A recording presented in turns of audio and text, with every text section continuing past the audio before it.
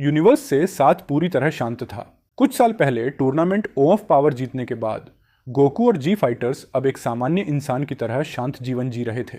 वे अपने फैमिली के साथ समय बिताते थे और कभी कभी ट्रेनिंग भी करते थे। वे अक्सर वीस के साथ ट्रेनिंग करने जाते थे ताकि ब्रोली अपने एनर्जी पर काबू पा सके। ब्रोली के लिए सुपर साइन की एनर्जी को कंट्रोल करना अभी भी मुश्किल था क्योंकि वह अक्सर अपना कंट्रोल खो देता था। लेकिन गोकू, वेजेटा और विस की मदद से ब्रोली धीरे धीरे बेहतर होता जा रहा था। विस ने मुस्कुराते हुए कहा, अब क्या सोचते हैं? ब्रोली हर दिन अपनी एनर्जी पर बेहतर कंट्रोल पा रहा है। मुझे लगता है कि फ्यूचर में वह एक महान वॉरियर बनेगा। उसके साथ बैटल से आप सब भी और पावरफुल हो सकते हैं और ज़रूरत पड़ने पर अच्छी रणनीतियां भी बना सकते हैं। वेजिट ने हाथ बांधते हुए ठंडे स्वर में कहा, मुझे उन दोनों बेवकूफ़ों के साथ टीम बनाने में कोई दिलचस्पी नहीं है। मुझे बस इतना चाहिए कि वे मुझे और पावरफुल बनने में मदद करें। गोकू ने हंसते हुए कहा, मुझे तो बहुत खुशी हो रही है कि ब्रोली अब अपनी एनर्जी को संभाल पा रहा है। अगर वह पूरी होश में रहकर अपनी पूरी एनर्जी से लड़े तो उससे बैटल बहुत मज़ेदार होगा। मुझे पहले से पता था कि हमें उसे जिंदा छोड़ना चाहिए था जब हम गोगेटा बने थे। विस ने सिर हिलाते हुए कहा, गोकू सही कह रहा है। जब से मैं ब्रोली को ट्रेनिंग दे रहा हूँ उसकी एनर्जी हर पल बढ़ती जा रही है। वह सच में हैरान कर देने वाला वॉरियर है। फिर विस ने ब्रोली की ओर देखा और कहा, अब हम तुम्हारी राय जानना चाहते हैं। ब्रोली, हमें बताओ तुम क्या महसूस कर रहे हो? ब्रोली ने थोड़ी देर चुप रहकर जवाब दिया, मेरी तरफ से कहूँ तो मुझे अच्छा लग रहा है कि आप सब ने मुझे ट्रेनिंग का मौका दिया। जब हम पहली बार मिले थे तब मैं पूरी तरह एक जंगली जानवर जैसा था। मेरे पिता मुझे वेजिटा और उसके लोगों को खत्म करने के लिए इस्तेमाल करना चाहते थे। उसने थोड़ी उदासी के साथ आगे कहा, लेकिन सच कहूँ तो मैं कभी ऐसा नहीं करना चाहता था। मुझे इसमें कोई रुचि नहीं थी। मेरे पिता भले ही अच्छे इंसान ना रहे हों, फिर भी मुझे उनकी बहुत याद आती है। लेकिन इसका मतलब यह नहीं कि मैं उनके विचारों और रास्ते पर चलूंगा। ब्रोली ने गोकू और वेजिटा की ओर देखा और कहा, गोकू और वेजेटा ने मुझे सयन के बारे में बहुत कुछ सिखाया है और आपके साथ जो ट्रेनिंग चल रही है मुझे लगता है कि बहुत जल्द मैं अपनी सुपर साइन लेजेंडरी पर पूरा कंट्रोल पा लूंगा। वेस्ट ने संतोष भरी मुस्कान के साथ कहा, मुझे खुशी है कि तुम यहाँ हमारे साथ सहज महसूस कर रहे हो। मुझे यकीन है कि जब तुम्हें इसका अंदाजा भी नहीं होगा तब तुम पूरी तरह खुद पर काबू रखने वाला एक बेहद पावरफुल वॉरियर बन चुके होंगे। फिलहाल अब हमें थोड़ा आराम करना चाहिए। हम कई दिनों से लगातार ट्रेनिंग कर रहे हैं। याद रखो, एनर्जी बढ़ाने के लिए आराम भी उतना ही जरूरी है। बिना आराम के वह बढ़ोतरी नहीं मिल सकती जिसकी तुम सब चाह रखते हो। यह कहकर वे इस आराम करने वाले क्षेत्र की ओर बढ़ गए। गोकू बाकी सैन वॉरियर और गॉड के साथ बैठ गया। वे वह स्वादिष्ट खाना खाने लगे जो वे अपने हफ्ते के एक सफर में अर्थ से लाए थे। सब ने मिलकर भोजन का आनंद लिया। कुछ देर बाद सैन वॉरियर वहां से विदा लेने लगे क्योंकि वे कई दिनों से लॉर्ड बिरस के प्लेनेट पर रुके हुए थे और यह बात उन्हें ज्यादा पसंद नहीं थी। जाते समय गोकू मुस्कुराते हुए बोला, हम अगले हफ्ते मिलेंगे। मुझे लगता है कि लॉर्ड बिरस को भी हमारी विदाई से काफी राहत मिलेगी, है ना? बिरस ने आलसी अंदाज में कहा, आखिरकार तुमने एक अच्छी बात कही गोकू। जब मैं सो रहा होता हूँ और तुम लोग शोर मचाते हो तब कई बार मेरा मन करता है कि तुम सबको अपने हकाई से इरेज कर दूं। लेकिन जब तक तुम मेरे लिए स्वादिष्ट खाना लाते रहोगे मुझे ज्यादा परेशानी नहीं है। बस मेरी स्टेमिना का ज्यादा फायदा मत उठाना। इसके बाद गोकू ने अपनी 2 उंगलियां माथे पर रखी। उसने वेजिटा और ब्रोली को पकड़ लिया और पल भर में तीनों तुरंत टेलीपोर्टेशन के जरिए अर्थ पर पहुंच गए। वे सीधे कैप्सूल कॉरपोरेशन पहुंचे। ब्रोली ने विनम्रता से कहा, आप दोनों का बहुत थैंक यू गोकू और वेजिटा। आप लोगों और मिस्टर विस की वजह से मुझे लग रहा है कि मैं हर दिन अपनी एबिलिटीज में सुधार कर रहा हूँ। वेजिटा ने सीरियस स्वर में कहा, मुझे थैंक यू देने की जरूरत नहीं है ब्रोली। जिस दिन तुम अपने मन पर पूरा कंट्रोल पालोगे उस दिन हमें पावरफुल बैटल करेंगे। और याद रखना, उस समय तुम्हें अपनी पूरी एनर्जी निकालनी होगी क्योंकि मैं बिल्कुल भी खुद को रोकने वाला नहीं हूं। यह सुनकर गोकू उत्साहित हो गया और बोला, अरे विजेटा, यह तो सही नहीं है। मैं भी ब्रोली से लड़ना चाहता हूं। मैं देखना चाहता हूं कि पिछली बार के बैटल में कितना बेहतर हो गया है। गोकू की आंखों में बैटल का जोश साफ दिख रहा था। ब्रोली कुछ कहना ही वाला था लेकिन तभी गोकू और वेजिटा के बीच बहस शुरू हो गई। दोनों एक दूसरे से बैटल के लिए तैयार हो गए। यह देखकर ब्रोली पूरी तरह उलझन में पड़ गया। उसे समझ नहीं आ रहा था कि इस स्थिति में क्या करें। कुछ मिनट ऐसे ही बीत गए और फिर आखिरकार सभी अपने अपने रूम में आराम करने चले गए। उधर दूसरी ओर जेनो पैलेस में कुछ अलग ही चल रहा था। दोनों जिनोसामा बार बार टूर्नामेंट ऑफ पावर की रिकॉर्डिंग देख रहे थे। खास तौर पर वह पल जब गोकू ने अल्ट्रा इंस्टिंक्ट हासिल किया था। यह उनका सबसे पसंदीदा सीन था। हर बार उसे देखते ही वे बच्चे जैसे खुश होकर चिल्लाने लगते थे। उन्हें देखकर ग्रैंड प्रीस्ट मन ही मन सोचने लगा, भले ही यह सभी यूनिवर्स के किंग हो लेकिन फिर भी बच्चों की तरह उत्साहित हो जाते हैं। पता नहीं क्या कभी वे फिर से ऐसा ही एक और टूर्नामेंट कराने का सोचेंगे? वह अब भी यही सोच रहा था कि अचानक उसका चेहरा सीरियस हो गया। दशिकन ने एक बहुत ही पावरफुल और जानी पहचानी एनर्जी को महसूस किया। पल भर में महल के जेनन अटेंडेंट्स जमीन पर बेहोश गिर पड़े। किसी ने उन्हें एक ही झटके में बेहोश कर दिया था। जेनो सामा ने भी उस एनर्जी को महसूस किया, लेकिन उन्हें याद नहीं आ रहा था कि वह किसका एनर्जी थी। एक जनों ने हैरानी से पूछा, अरे डशिकन, यह किसका एनर्जी है और हमारे जीनो अटेंडेंट्स को इतनी आसानी से कैसे हरा दिया गया? डशिकन ने सीरियस स्वर में कहा, प्लीज सावधान रहें। मैं इस व्यक्ति की मौजूदगी को पूरी तरह समझ नहीं पा रहा हूं, लेकिन जिस तरह से इसने जीनो अटेंडेंट्स को हराया है, उसे साफ है कि इसकी एनर्जी कम से कम किसी एंजल के लेवल की होनी चाहिए। एक पल रुको, कहीं ऐसा तो नहीं कि यह वाक्य पूरा होने से पहले ही दशकन तेजी से मुड़ा और उस दिशा में देखने लगा। तभी सबकी नजर उस व्यक्ति पर पड़ी। अरे अरे, कितनी अजीब बात है कि आप लोग मुझे पहचान ही नहीं पाए, जबकि मैं तो यहीं थी। और देखो, मेरा प्यारा भाई भी यहाँ है और साथ में यूनिवर्स के किंग भी।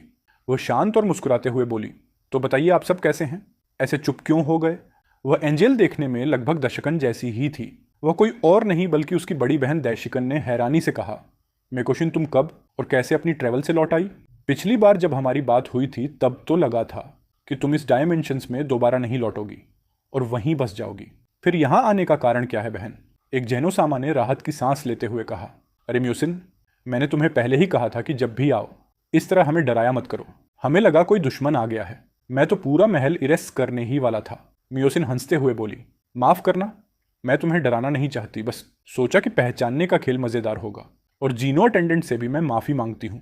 उन्हें बेहोश करना मेरा इरादा नहीं था, लेकिन इससे मेरी एंट्री में थोड़ा ड्रामा आ गया। ये कहते हुए वह हल्के से हंस पड़ी। दाइशिकन ने मुस्कुराते हुए कहा, लगता है तुम बिल्कुल नहीं बदली हो बहन। अब भी वही मजाकिया स्वभाव और जहां भी जाओ सबको चौंका देना। लेकिन अब क्यों ना हम हेवन डाइनिंग रूम चलें और आराम से बात करें। प्लीज आप भी हमारे साथ चलें। मुझे पूरा भरोसा है कि मेरी बहन हमें दूसरी डायमेंशंस में बिताए अपने अनुभवों के बारे में बहुत कुछ बताएगी। इसके बाद चारों वहां से चले गए और शांति से बैठकर बातचीत करने लगे। कुछ घंटों तक मेकोशिन ने दूसरी डायमेंशंस में बिताए अपने रोमांचक अनुभव सुनाए।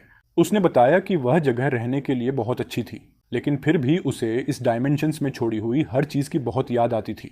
ये सुनकर दैशिक ने कहा, वाकई अनबिलीवेबल है। मुझे नहीं लगा था कि वह जगह इतनी रोचक होगी। हालांकि वह जगह तुम्हारे लिए एकदम सही थी, शांत और सुकून भरी। फिर भी मुझे मानना पड़ेगा कि मुझे तुम्हारी बहुत याद आती थी बहन।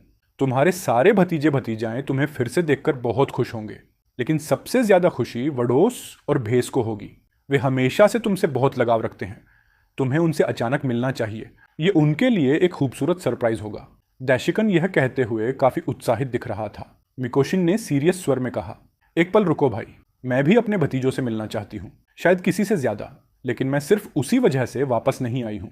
उसका चेहरा और सीरियस हो गया। भले ही मैं इसे सीधे कहना ना चाहूँ, लेकिन मुझे लगता है कि यह यूनिवर्स और बाकी सभी यूनिवर्स एक बड़े खतरे में है। एक ऐसा अस्तित्व जल्द ही जन्म लेने वाला है जो सब कुछ बदल सकता है। डैशिकन ने ध्यान से उसकी ओर देखा। मिकोशिन ने आगे कहा, मुझे पूरी तरह निश्चित नहीं है, लेकिन तुम जानते हो कि मेरी भविष्यवाणियां शायद ही कभी गलत होती हैं। इसीलिए मैं बिना समय गवाए यहां आई हूं, ताकि आप सबको पहले ही चेतावनी दे सकूं। डशिकन ने हैरानी से पूछा, अगर वह अस्तित्व भी जन्म लेने वाला है तो इसका मतलब है कि वह एक बच्चा होगा? मेकोशिन ने सिर हिलाते हुए कहा, हाँ, और अगर हम उसे समय रहते ढूंढ लें, उसके बड़े होने से पहले तो शायद हालात बदले जा सकते हैं। आप लोग क्या सोचते हैं? ये बात जेनोसामा ने मासूमियत से कही। यह सुनकर मेयोशिन ने धीरे से सिर हिला दिया। नहीं जेनोसामा, मेरा मतलब यह नहीं था कि वह सच में एक बच्चे के रूप में जन्म लेगा। जब मैंने कहा कि एक नया वॉरियर जन्म लेगा, तो मेरा अर्थ यह था कि वह अचानक कहीं से प्रकट होगा और उसके पास असाधारण एनर्जी होंगी। उसने सीरियस स्वर में आगे कहा, कम से कम पिछले कुछ महीनों से मुझे यही आभास हो रहा है। हमें सतर्क रहना होगा और आने वाली बैटल के लिए सभी यूनिवर्स के सबसे पावरफुल वॉरियर को इकट्ठा करना होगा। दशिकन का चेहरा सीरियस हो गया। अगर यह मेरी बहन कह रही है तो लगभग तय है कि कुछ बहुत ही डिस्ट्रक्शन होने वाला है। हमें सभी यूनिवर्स के सबसे पावरफुल वॉरियर से संपर्क करना होगा और उन्हें इस बुरी खबर के बारे में बताना होगा। वह कुछ पल सोचता रहा, लेकिन सवाल यह है कि ऐसे वॉरियर कौन होंगे जो सभी यूनिवर्स की रक्षा कर सकें। दाइशिकन के मन में कई नाम आए, लेकिन फिर उसने निश्चय किया, हर यूनिवर्स में कई पावरफुल वॉरियर हैं, लेकिन फिलहाल जिस पर हम भरोसा कर सकते हैं वह है सन गोकू। वह निश्चित रूप से उन वॉरियर में से एक होगा जो बाकी यूनिवर्स की रक्षा करेगा, इसमें कोई शक नहीं है। जेनोसामा ने सहमति में सिर हिलाया। तुम सही कह रहे हो, सन गोकू उनमें से एक होना ही चाहिए। मिकोशिन ने भी कहा, मैं लगभग निश्चित हूं कि वही हमें बताएगा कि इस बैटल के लिए और किन किन वॉरियर को साथ लेना चाहिए। क्या आपको नहीं लगता?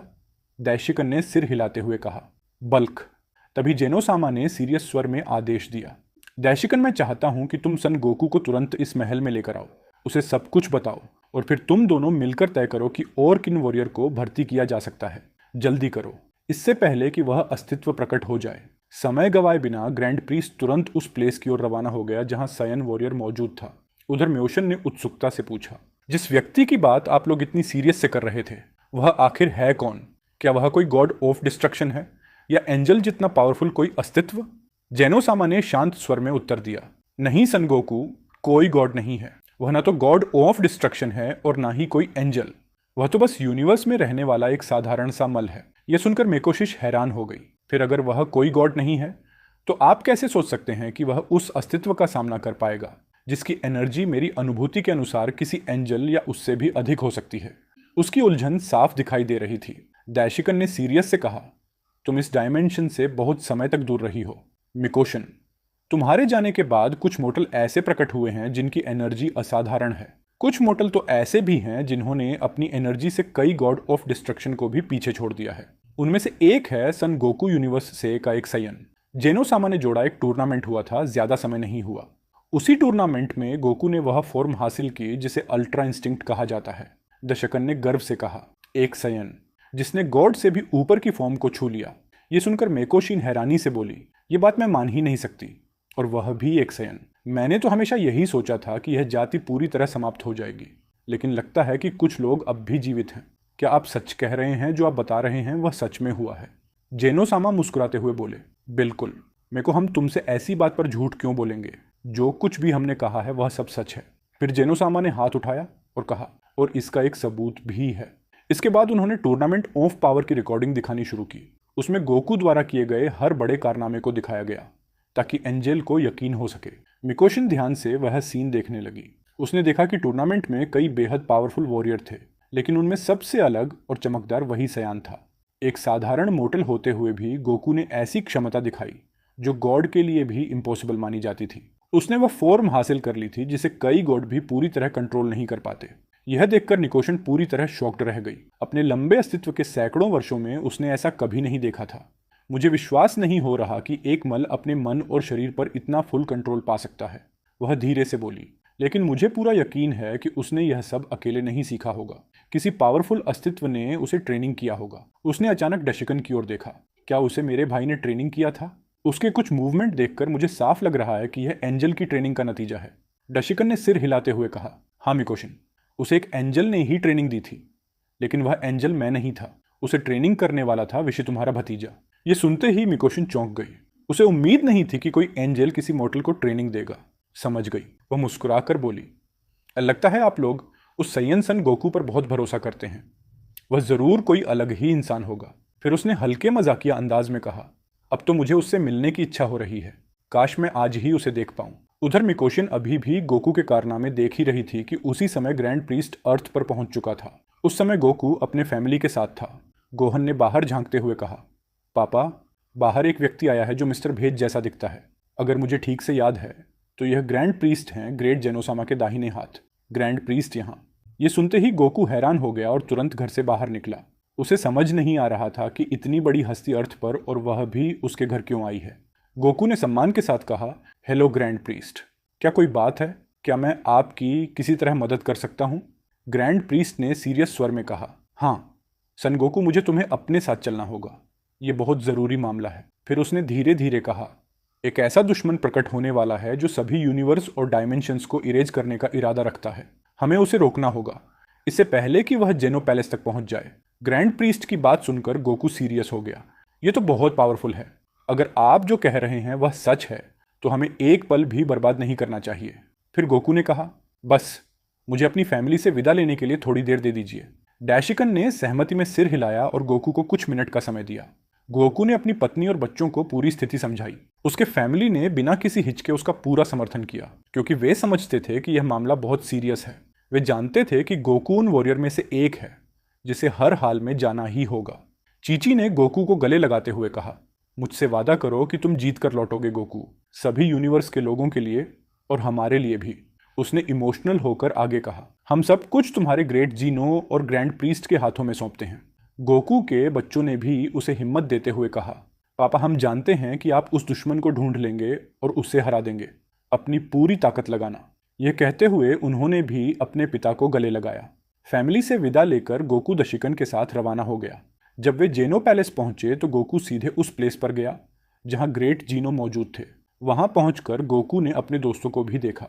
वे सभी काफी समय से उससे मिलना चाहते थे। जेनो सामा ने सीरियस स्वर में कहा, तो गोकू मुझे लगता है कि तुम्हें अब तक आने वाली स्थिति के बारे में थोड़ा बहुत पता चल ही गया होगा, है ना? गोकू ने हल्की मुस्कान के साथ उत्तर दिया, हाँ, छोटे जेनू ग्रैंड प्रीस्ट ने मुझे हालात के बारे में थोड़ा बताया है। लगता है कि हम एक बार फिर किसी बहुत डिफिकल्ट मिशन में फंसने वाले हैं। ये कहते हुए गोकू ने एक अजीब सा एनर्जी महसूस किया। ऐसा एनर्जी उसने पहले कभी महसूस नहीं किया था। वह मिकोशिन की ओर देखने लगा क्योंकि वह ग्रैंड प्रीस्ट की बड़ी बहन थी। मिकोशिन ने गोकू को ध्यान से देखते हुए कहा, लगता है तुम्हारे बारे में सुनी सारी बातें सच हैं सन गोकू। जेनो सामा और मेरे भाई को तुम पर पूरा भरोसा है कि तुम मेरी भविष्यवाणी में बताए गए उस अस्तित्व को हरा सकोगे। उसने आगे कहा, मैंने तुम्हारे कारनामे देखे हैं। एक मोटल होकर भी तुमने गॉड की फॉर्म को छू लिया है। ये वाकई में हैरान कर देने वाली बात है। ये सुनकर गोकू चौंक गया। क्या आप कौन हैं? आप मेरा नाम कैसे जानती हैं? और आप एंजल जैसी क्यों दिखती हैं? मैकोन मुस्कुराते हुए उसने उत्तर दिया, मैं दैशिकन की बड़ी बहन हूँ और ग्रेट जेनोसामा की पुरानी दोस्त भी। मेरा नाम म्योशिन है। तुमसे मिलकर खुशी हुई। सन गोकू उसका स्वर थोड़ा मजाक किया और सेल्फ कॉन्फिडेंस से भरा हुआ था। गोकू ने सिर झुकाकर सम्मान दिखाया। ग्रैंड प्रीस्ट की बड़ी बहन, वाकई यह तो मैंने सोचा ही नहीं था। अब समझ में आया कि आप दोनों एक जैसे क्यों दिखते हैं। आप जैसी पावरफुल हस्ती से मिलकर मुझे भी खुशी हुई। मिस मिकोशिन हंसते हुए बोली, अरे अरे मुझे इतना फॉर्मल मत कहो, सिर्फ मिकोशिन बुलाओ। आखिर मैं अभी भी अपनी पूरी जवानी में हूँ। गोकू ने मुस्कुराते हुए बात बदली। अच्छा, अब असली मुद्दे पर आते हैं। हम असल में किससे लड़ने वाले हैं?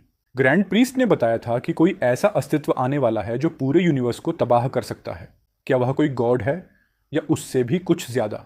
निकोशन का चेहरा सीरियस हो गया। हाँ, मैं एक दूसरी डायमेंशंस में थी और वहीं मुझे ऐसे सपने आने लगे। उन सपनों में एक बेहद पावरफुल अस्तित्व इस डायमेंशन में प्रकट होने वाला था। सच कहूं तो मुझे नहीं पता कि वह कौन होगा या कहां से आएगा। बस इतना जानती हूं कि उसे हराना आसान नहीं होगा। मिकोशिन ने गहरी सांस ली। इसीलिए मैं जितनी जल्दी हो सके यहां आ गई, ताकि आप सबको पहले ही चेतावनी दे सकूं और हम आने वाली बैटल के लिए तैयार रह सकें। गोकू ने सीरियस से सिर हिलाया। समझ गया।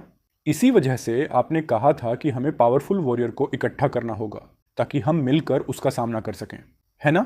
गोकू ने थोड़ी सोच के बाद कहा, अगर मुझे अपनी राय देने की इजाजत हो तो मेरे दिमाग में कुछ नाम आ रहे हैं। विजिट मेरा बेटा, गोहन, पिकोलो, जिरेन, यूनिवर्स के सयान, हिट, ऐसे कई वॉरियर हैं जो सबसे पहले मेरे दिमाग में आते हैं। जेनो सामा ने सीरियस स्वर में कहा, बिल्कुल सही गोकू, तुम और दायशिकन मिलकर सबसे पावरफुल वॉरियर को खोजो। हमें एक स्ट्रांग टीम बनानी होगी क्योंकि हमें नहीं पता कि वह अस्तित्व कब प्रकट हो जाएगा। गोकू ने सेल्फ कॉन्फिडेंस से कहा, ठीक है संगीत जेनोसामा, मुझ पर भरोसा करने के लिए थैंक यू। मैं वादा करता हूं कि हम सबसे पावरफुल वॉरियर को इकट्ठा करेंगे और उस खतरे को खत्म करेंगे। फिर वह उत्साह से बोला, मैं सो को ढूंढने के लिए पूरी तरह तैयार हूं। संगीत ग्रैंड प्रीस्ट, एक नई रोमांचक ट्रैवल शुरू होने वाली है। इस तरह ग्रैंड प्रीस्ट और गोकू सबसे पहले यूनिवर्स 6 की ओर रवाना हुए। गोकू को पूरा भरोसा था कि उसके दोस्त जरूर इस मिशन में उसका साथ देंगे। अब इस पूरी टीम को तैयार करने की जिम्मेदारी इन्हीं दोनों पर थी। उधर जेनोसामा ने एक दूसरे की ओर देखते हुए कहा, बताओ तो सही, वह गोकू इतना खुश क्यों लग रहा था? एक ऐसा दुश्मन आने वाला है जो सब कुछ खत्म कर सकता है। फिर भी उसे जरा भी डर नहीं लगा। उसे तो थोड़ा चिंतित होना चाहिए था, है ना?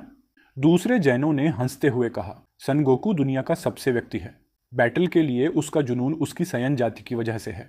सयन लोग बैटल से प्यार करते हैं और जैसे जैसे दुश्मन ज्यादा पावरफुल होता है उनका खून और ज्यादा उबलने लगता है। यही एक वजह है कि हम उस पर भरोसा करते हैं। वह हमेशा किसी न किसी तरह अपने दुश्मनों को हराने का रास्ता ढूंढ ही लेता है। मिकोशिंग ने सीरियस स्वर में कहा, मैं समझती हूँ, लेकिन किसी बैटल में जरूरत से ज्यादा सेल्फ कॉन्फिडेंस होना दोधारी तलवार भी बन सकता है। फिर भी मैं जानती हूँ कि अपनी जाति के प्राउड के कारण वह पावरफुल अस्तित्वों से लड़ना चाहता है। हालांकि मुझे नहीं लगता कि यह दुश्मन बाकी सब जैसा होगा। फिर भी जैसा मैंने कहा था, मुझे पूरा विश्वास है कि गोकू और उसके दोस्त कोई ना कोई तरीका जरूर ढूंढ लेंगे। उसी समय जब म्योशिन और जेनोसामा गोकू और दैशिकन की वापसी का इंतजार कर रहे थे, एक अननोन मोटल चुपचाप जेनो पैलेस में घुस आया। किसी को भी उसकी मौजूदगी का आभास तक नहीं हुआ। वह मल दशिकन की बहन को देखकर चौंक गया क्योंकि उसने उसे पहले कभी नहीं देखा था। जमीन पर गिरे उसके एक बाल को उठाकर वह बहुत सावधानी से वहां से चला गया ताकि कोई उसे महसूस न कर सके। फिर वह अपने यूनिवर्स की ओर लौट गया क्योंकि उसके दिमाग में अब खतरनाक योजनाएं बन चुकी थी। वह मल पहुंचा यूनिवर्स 11, जो गॉड ऑफ डिस्ट्रक्शन बेलमोड का यूनिवर्स था। वहां उसका स्वागत उस यूनिवर्स के सुप्रीम गाय ने किया। उस मल ने झुककर कहा, सुप्रीम गाय संगीत लॉर्ड बेलमोड, मैं बहुत अच्छी खबर लेकर आया हूँ। मैं उस सैयन सनगोकू का डीएनए निकालने में सफल नहीं हो पाया जिसकी जिम्मेदारी मुझे दी गई थी, लेकिन मैं यह लेकर आया हूँ।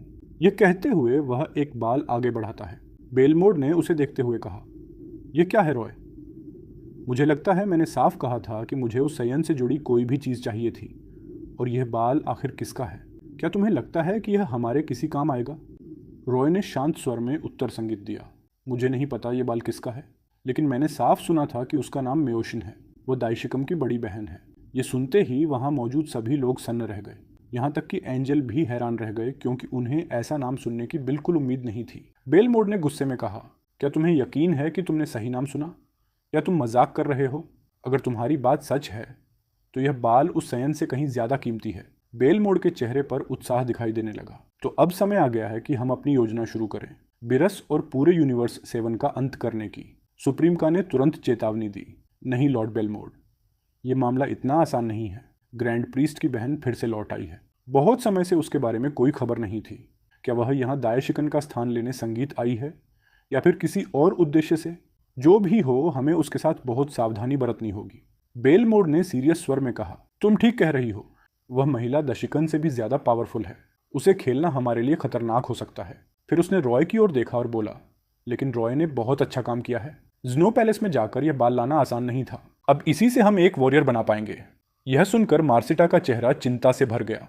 तो उसने धीरे से कहा, लॉर्ड बेलमोड, क्या आप वाकई समझते हैं कि आप जो कर रहे हैं वह सही है?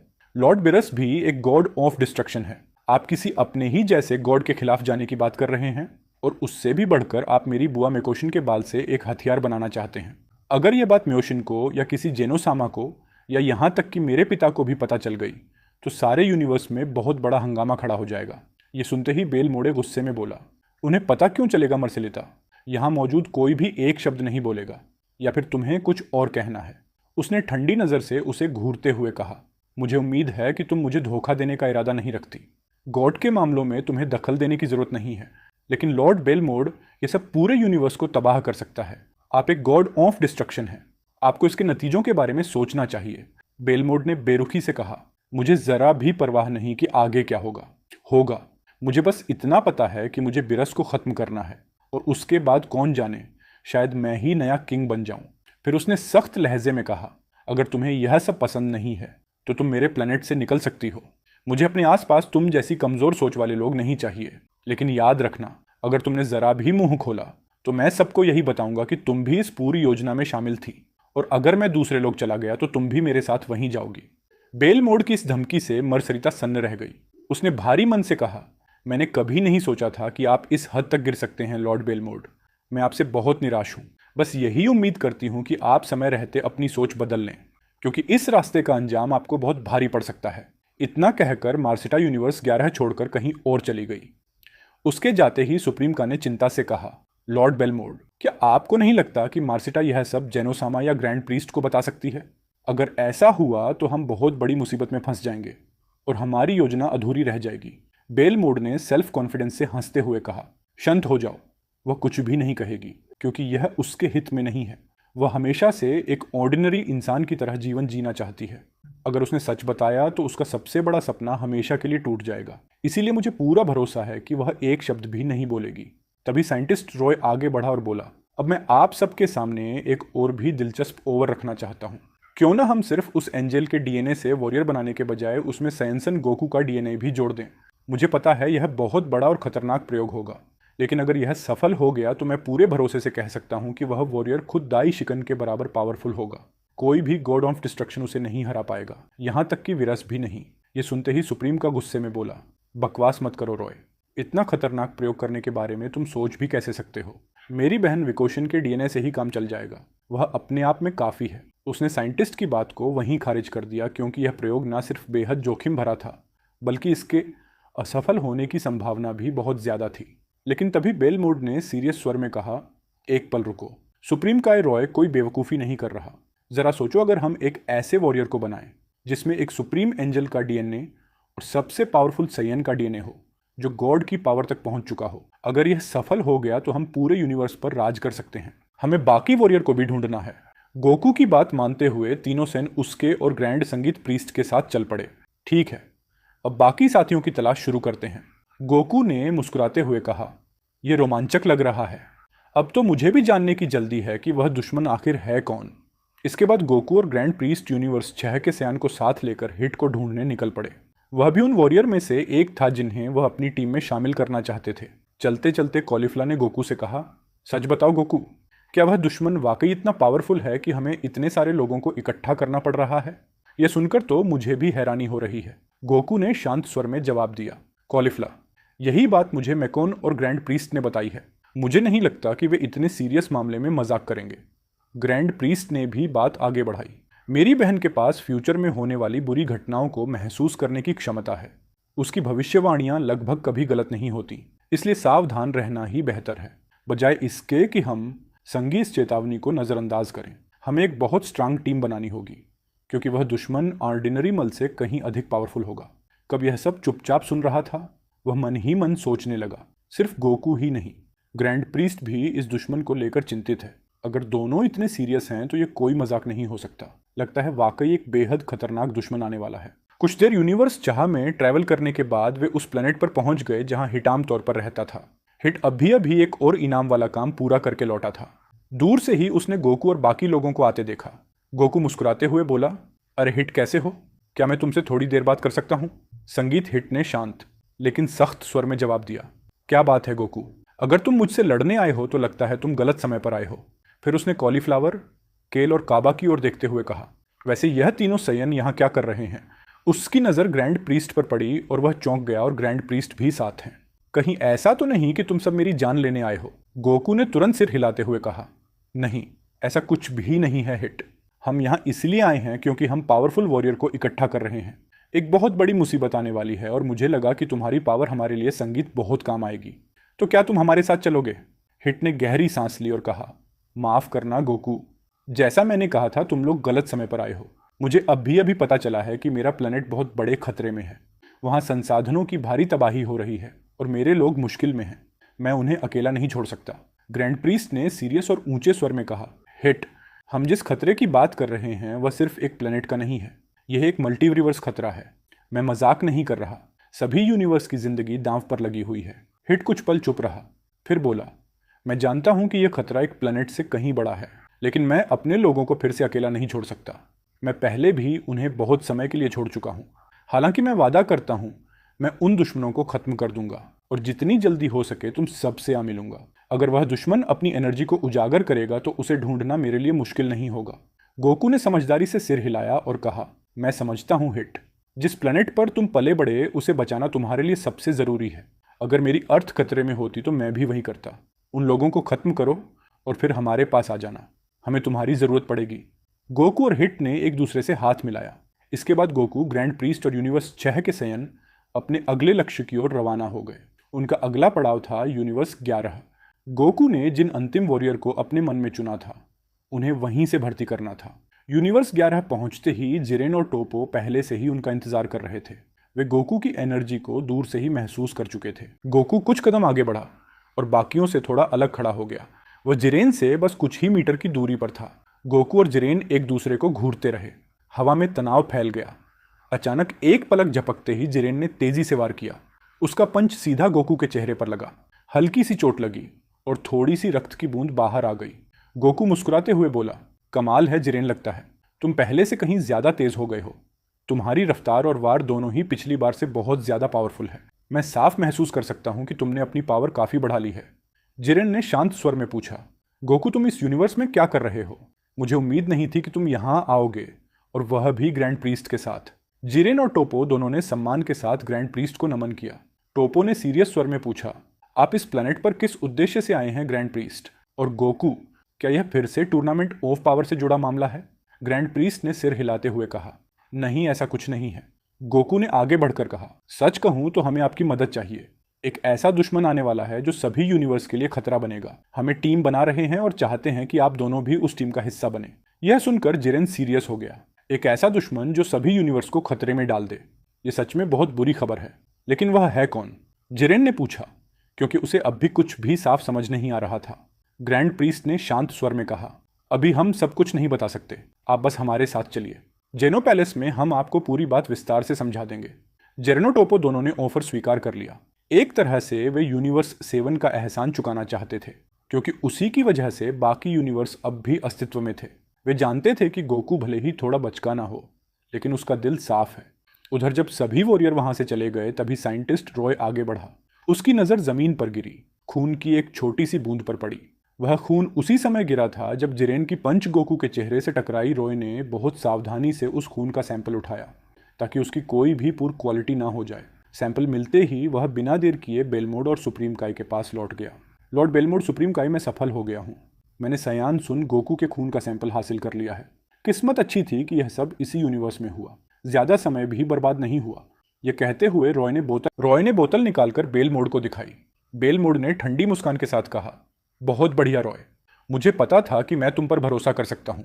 आखिरकार तुम हमेशा वही लाते हो जो मैं तुमसे मांगता हूँ।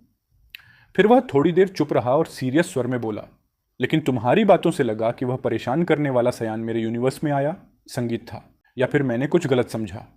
रॉय ने तुरंत जवाब दिया, नहीं लॉर्ड, वह मूर्ख सयन, ग्रैंड प्रीस्ट और कुछ और वॉरियर यहाँ आए थे। मैं उनकी बातचीत पूरी तरह नहीं सुन पाया, लेकिन जरेन और टोपो उनके साथ चले गए। वे कहाँ गए और क्यों गए, ये मैं नहीं कह सकता। बेलमोड ने नफरत भरी हंसी के साथ कहा, जिरेन और टोपो उस कीड़े के साथ चले गए। कोई बात नहीं, जरूर वे कहीं लड़ने ही गए होंगे। हम जानते हैं कि वह सयन सिर्फ लड़ाइयों के बारे में सोचता है। मुझे जरा भी शक नहीं कि उसने मेरे वॉरियर को चुनौती दी होगी। फिर उसकी आंखों में पागलपन भरी चमक आ गई। लेकिन यह सब अब भी जरूरी नहीं है। तुम सब जानते हो कि अब क्या करना है। रॉय, हमारी मिशन पर तुरंत काम शुरू करो। हमें कई यूनिवर्स जीतने हैं। बिना एक पल गवाए रॉय अपने प्रयोगशाला की ओर चला गया।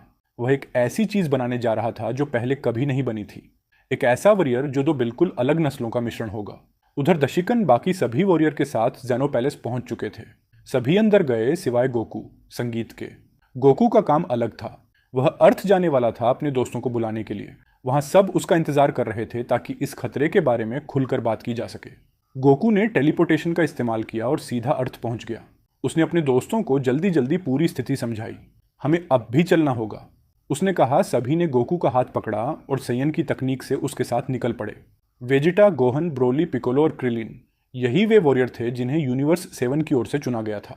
थोड़ी देर बाद सभी जेनो पैलेस में इकट्ठा हो गए।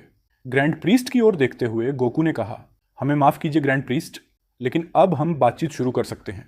मुझे लगता है यह जरूरी है कि यहाँ मौजूद हर व्यक्ति जाने कि हम किससे टकराने वाले हैं। तभी एंजेल मिकोशिन सबके सामने आई। उन्होंने शांत स्वर में कहा, मेरा नाम मिकोशिन है। मैं डशिकन की बड़ी बहन हूँ। यह सुनते ही सभी लोग चौंक गए। किसी को भी उनके अस्तित्व के बारे में पहले कोई जानकारी नहीं थी। फिर मिकोशिन, डायशिकन और जेनोसामन ने मिलकर सारी स्थिति समझाई। फ्यूचर में आने वाला खतरा और यह कि कम समय में हालात कितने डिस्ट्रक्शन हो सकते हैं। गोहन ने सीरियस स्वर में कहा, लगता है हम एक बेहद मुश्किल स्थिति में हैं। फिर भी हमें थैंक यू करना चाहिए जी। अगर आपको फ्यूचर की घटनाओं को महसूस करने की एनर्जी ना होती तो हम बिल्कुल तैयार नहीं होते, और तब क्या होता कोई नहीं जानता। फिर वह थोड़ा रुककर बोला, लेकिन सिर्फ जान लेने से जीत तय नहीं होती। यह भी तय नहीं है कि हम जीत ही जाएंगे। मिकोशिन ने सिर हिलाते हुए कहा, बिल्कुल सही। इसी वजह से जेनोसामा, मेरे भाई सन गोकू और मैंने मिलकर एक विशेष टीम बनाने का फैसला किया। एक ऐसी टीम जिसमें अलग अलग वॉरियर हो, ताकि हम उस खतरे का सामना संगीत कर सकें। फिर उनकी आंखों में एक गहरी चमक आई। इसके अलावा मैं आप सभी को एक विशेष ट्रेनिंग दूंगी, ताकि आप पहले से कई गुना ज्यादा तैयार हो सके। ये कहते हुए मिकोशिन ने सभी वॉरियर को महल की एक विशेष ट्रेनिंग रूम में भेज दिया। लेकिन सन गोकू उनके साथ नहीं गया। वह अकेला था जो उस रूम में एंट्री नहीं करेगा। मिकोशिन शिन गोकू की ओर मुड़ी और हल्की मुस्कान के साथ बोली, तुम्हारे लिए मेरे पास कुछ बेहतर है सन गोकू। ये कहते हुए उन्होंने गोकू का हाथ पकड़ा और उसे महल की एक रूम की ओर ले गई, जब तक बाकी लोग स्ट्रेटजी बनाकर ट्रेनिंग लेंगे। मियोशिन बोली, मैं तुम्हें एक अलग तरह का ट्रेनिंग दूंगी। वे दोनों रूम के बीचों बीच आमने सामने खड़े हो गए। मिकोशिन ने अपने दोनों हाथ गोकू के कंधों पर रख दिए। तभी गोकू ने महसूस किया कि एक भारी दबाव उसके पूरे शरीर पर पड़ने लगा है उसकी सांसें थोड़ी भारी हो गई। उसने आश्चर्य से पूछा, मिकोशिन तुम क्या कर रही हो? लेकिन वह अचानक चुप हो गया। गोकू ने महसूस किया कि मेकोसन की डिवाइन एनर्जी उसके शरीर में प्रवेश कर रही है। वह एनर्जी इतनी पावरफुल थी कि गोकू लगभग सन्न रह गया। कुछ मिनटों तक वह मिस्टीरियस रिचुअल्स चलता रहा और फिर धीरे धीरे समाप्त हो गया। गोकू ने थोड़ा संभलते हुए कहा, मिकोसन क्या तुम्हें यकीन है कि तुमने जो किया वह सही था? क्या सच में तुम्हारी एनर्जी पाने के बाद मैं और मेरे दोस्त उस आने वाले दुश्मन को हरा पाएंगे? उसकी आवाज में संकोच साफ झलक रहा था। मिकोसिन ने शांत स्वर में उत्तर दिया, मैं तुम्हें और कुछ नहीं कह सकती गोकू, बस इतना जानती हूं कि तुम लोग बहुत अच्छा करोगे। उन्होंने गोकू की आंखों में देखते हुए कहा, जब मैंने तुम्हें पहली बार देखा था तो मुझे लगा था कि तुम ऐसे व्यक्ति हो जिसके पास कोई मौका नहीं है, लेकिन जब से जेनोसामा ने मुझे टूर्नामेंट ऑफ पावर में तुम्हारे कारनामे दिखाए और फिर जब मैंने खुद तुम्हारी सारी यात्राएं देखी, तब मुझे एहसास हुआ कि तुम ही वो इंसान हो जो इस डिवाइन एनर्जी को उठाने के योग्य है। मुझे तुम पर भरोसा है सन गोकू। यह कहते समय एंजेल मिकोशिन का चेहरा हल्का सा लाल हो गया। गोकू ने सिर झुकाकर कहा, बहुत बहुत थैंक यू मिकोशी। मुझे अपनी एनर्जी देने के लिए मैं तुम्हारा आभारी हूँ। एक एंजेल की एनर्जी के साथ मुझे लगता है कि मैं उस दुश्मन का सामना कर सकता हूँ। मैं वादा करता हूँ हम उसे हराएंगे, चाहे इसके लिए हमें कुछ भी क्यों ना करना पड़े। मिगोशिन ने सिर्फ एक उम्मीद भरी मुस्कान गोकू को दिखाई, लेकिन उसकी आंखों में कुछ अजीब सा छुपा था। ऐसा लग रहा था मानो उसने गोकू से पूरी सच्चाई ना कही हो, लेकिन उसने उसे उस पल का आनंद लेने दिया। उधर दूसरी ओर यूनिवर्स 11 में रॉय बेलमोड और सुप्रीम काई के साथ बेचैन होकर इंतजार कर रहे थे। अब और कितना समय लगेगा रॉय? बेलमोड गुस्से में बोला, मुझसे और इंतजार नहीं होता। मैं उन सब नीच लोगों को खत्म करना चाहता हूँ। रॉय ने झुककर उत्तर दिया, हम आखिरी चरण में हैं, लेकिन अब हमें सुप्रीम काई की मदद चाहिए, क्योंकि वही इस यूनिवर्स में जीवन देने के जिम्मेदार हो। हमें तुम्हारी एनर्जी की जरूरत होगी। अब सुप्रीम काई के पास कोई और रास्ता नहीं बचा था। वह धीरे धीरे उस प्रयोगशाला के पास पहुंचा जहां वह प्रयोग चल रहा था। उसने अपनी दोनों हथेलियां आगे बढ़ाई और अपनी डिवाइन एनर्जी का प्रयोग किया। अचानक एक्सप्लोजन हुआ। तेज रोशनी ने पूरे स्थान को ढक लिया। कुछ पलों के लिए बेलमोड, सुप्रीम काय और बाकी सब आंखें खोल भी नहीं पाए। जब धुआं धीरे धीरे छूटा तो उसके बीच से एक आकृति बाहर निकलने लगी। एक ऐसा व्यक्ति जिसके चेहरे के नक्श काफी हद तक सन गोकू से मिलते थे, लेकिन उसके शरीर से निकल रही एनर्जी इतनी भयानक थी कि बेलमोड और सुप्रीम काय दोनों के रोंगटे खड़े हो गए। तो यही है वह वॉरियर जो मेरी मदद करेगा। सभी गॉड को इरेज करने में बेलमोड खुशी से बोला, और हर उस व्यक्ति को भी जो मेरे रास्ते में आएगा। रॉय यह देखकर बहुत खुश हुआ। उसका प्रयोग सफल हो गया था, लेकिन उसकी खुशी ज्यादा देर तक नहीं टिक सकी। अचानक उस नए वॉरियर ने पल भर में तेजी से हमला किया। रॉय को आधा काट दिया। साइंटिस्ट की वहीं मौत हो गई। सुप्रीम का ने मन ही मन कहा, मैं तो उसकी हरकत देख भी नहीं पाया। इसमें कोई शक नहीं, ये सच में एक डीमन है। बेलमोड ने ठहाका लगाया, वाह लड़के, तुमने मेरा काम आसान कर दिया। मैं भी तुम्हारे जन्म के बाद उस बूढ़े को खत्म करने ही वाला था। बताओ, क्या तुम्हें पता है यहाँ क्या चल रहा है, या तुम्हें समझाने की जरूरत है? उस नए वॉरियर ने शांत लेकिन ठंडे स्वर में कहा, मेरा नाम साइको है। मेरा जन्म खास तौर पर बिरस और बाकी सभी गॉड ऑफ डिस्ट्रक्शन को मारने के लिए हुआ है, और उन सभी को भी जो लॉर्ड बेलमोड की योजनाओं में दखल देना चाहे, यहाँ तक कि मेरे पिता सन गोकू को भी। बेलमोड के चेहरे पर एक शैतानी मुस्कान फैल गई। यही रवैया मैं तुमसे उम्मीद कर रहा था। सबसे पहले मुझे ब्रश से निपटना है। बेलमोड बोला, टूर्नामेंट ऑन ऑफ पावर में उसी ने हम सबका मजाक उड़ाया था, और मैं उसे कभी माफ नहीं करूंगा। तो क्यों ना तुम अपनी एनर्जी दिखाओ और उसे हमेशा के लिए खत्म कर दो। साइको ने थोड़ा मुस्कुराते हुए कहा, बताइए वह कहाँ मिलेगा?